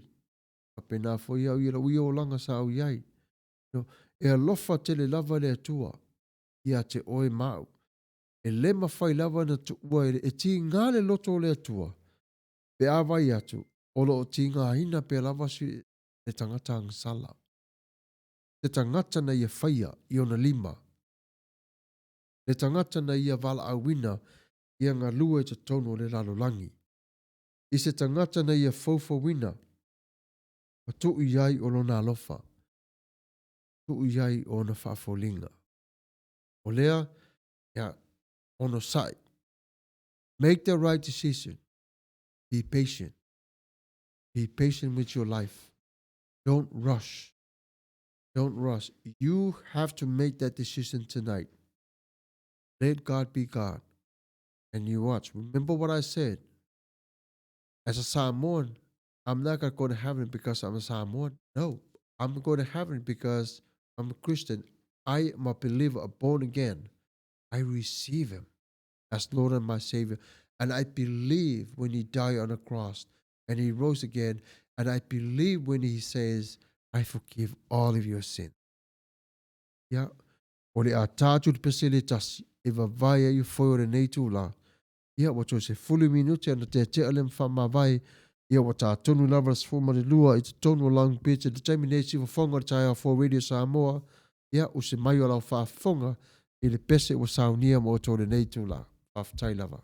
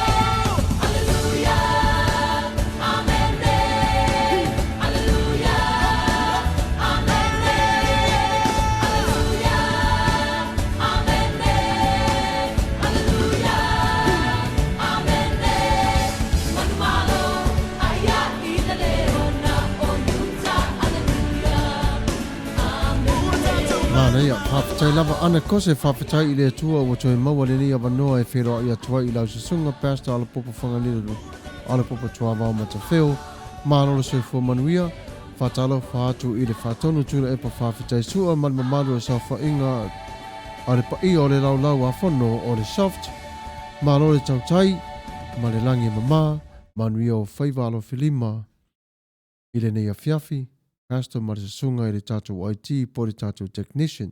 Ia mālo whawhitai tere lava i lofa mareanga le lei, whawhitai lava ana. Ia whamanuia to foi le tu ate oe whale tausanga Brown. Ia mālo lava le mafuta mai le tātou po kalame le nei tu la fiafi. Ia o le tungal whawhinganga i a lafo. A pulou tanga loa tau anu. Mālo le tau tua lau sunga Pastor Samuelu tainani le IT le a fionga i le awao. O whawhitai sua. Ai mai se le soft pa anga masani. God bless. Ia mālo whawhitai tere lava le sunga whaiwhi au. Ia whapena fuan whamanu atu le tua le nai tu o le ainga mani ngā luanga. Ia vi ia le lofa mananga le leo le tua. Ia o ana kose. Eventually love of God has no end. Has no criticism. Has no manifestation over his people. But yes, it is not hard to find our civilization of worshiping and praising to our God of eternity. Yo, malo lava. Ta'o le malein manatu. Ya, whawhitai. Ya, malo lava to tele mwhaina mafuta mai. Ya, talo for my handsome little brother Sunga Pastor Lafo Pulo tangalo tawanu. Malo fa malosi. Hope you are feeling better. God bless. Ya, wa yo ana ia wa whapinau na manuia le sunga al whawhingainga. Yo, ia, malo lava. Ole, o toi 5 minuti o na tato te ale matama vai, but I want to leave you with these words from Word of God. Ephesians chapter 4 verse 32 is talking about mercy. Mercy of God. Be kind and loving to one another. Forgive each other. Just as God forgave you in Christ. When Jesus washed the feet of his disciples, he knew the future for those feet, even your feet. When Jesus washed you clean, he knew exactly your future. He knew exactly your body will be. The living sacrifice is to serve God alone.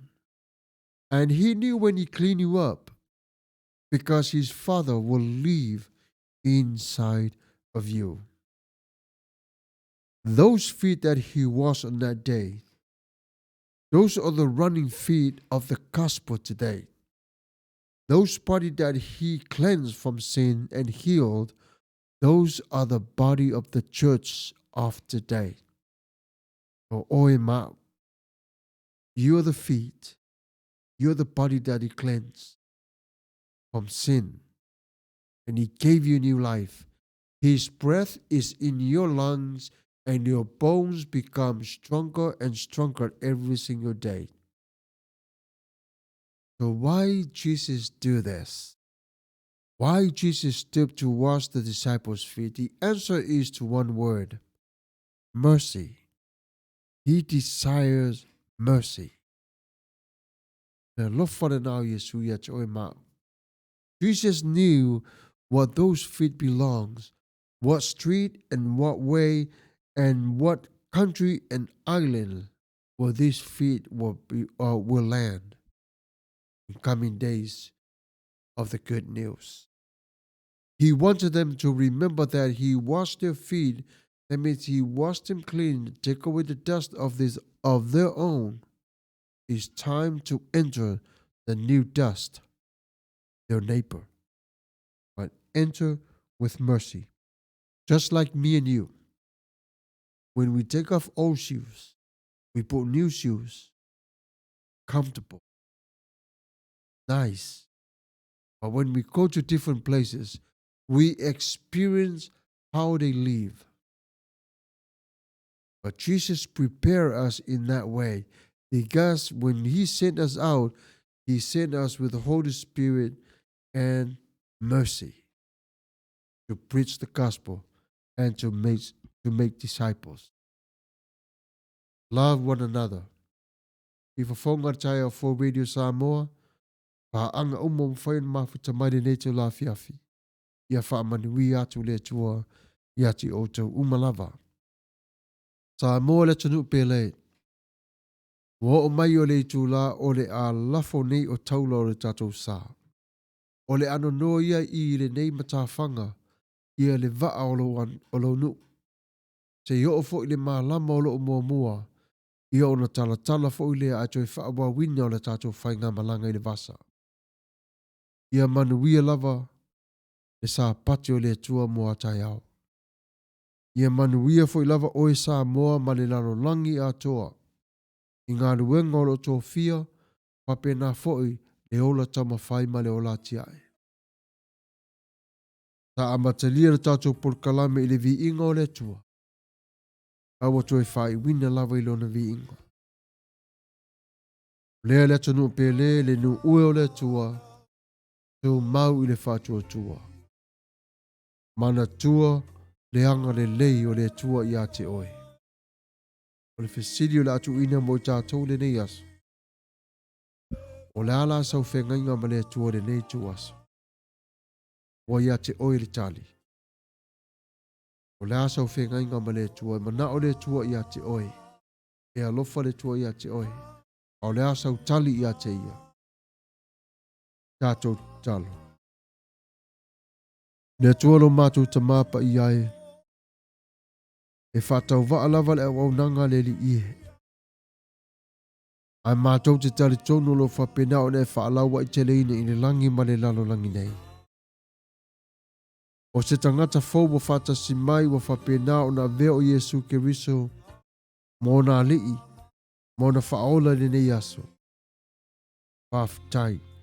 O I lātou fo I whata si mai, wa amato o ngā lue le nganga pa ia, I le taita ino I lātou I le vaitafe le mu. Te li ie, whaainu ia te I lātou I le vai mangalo. O le nei tu la, o le atu amma le fue, o le amatou, o le savali vadi atu I ainga, ia manuia le tele vave, whatasi mai oe mai mātou, wha manuia le ato o tele na whatasi mai o le awau nanga nei, I le suafo Yesu Keriso. Amen.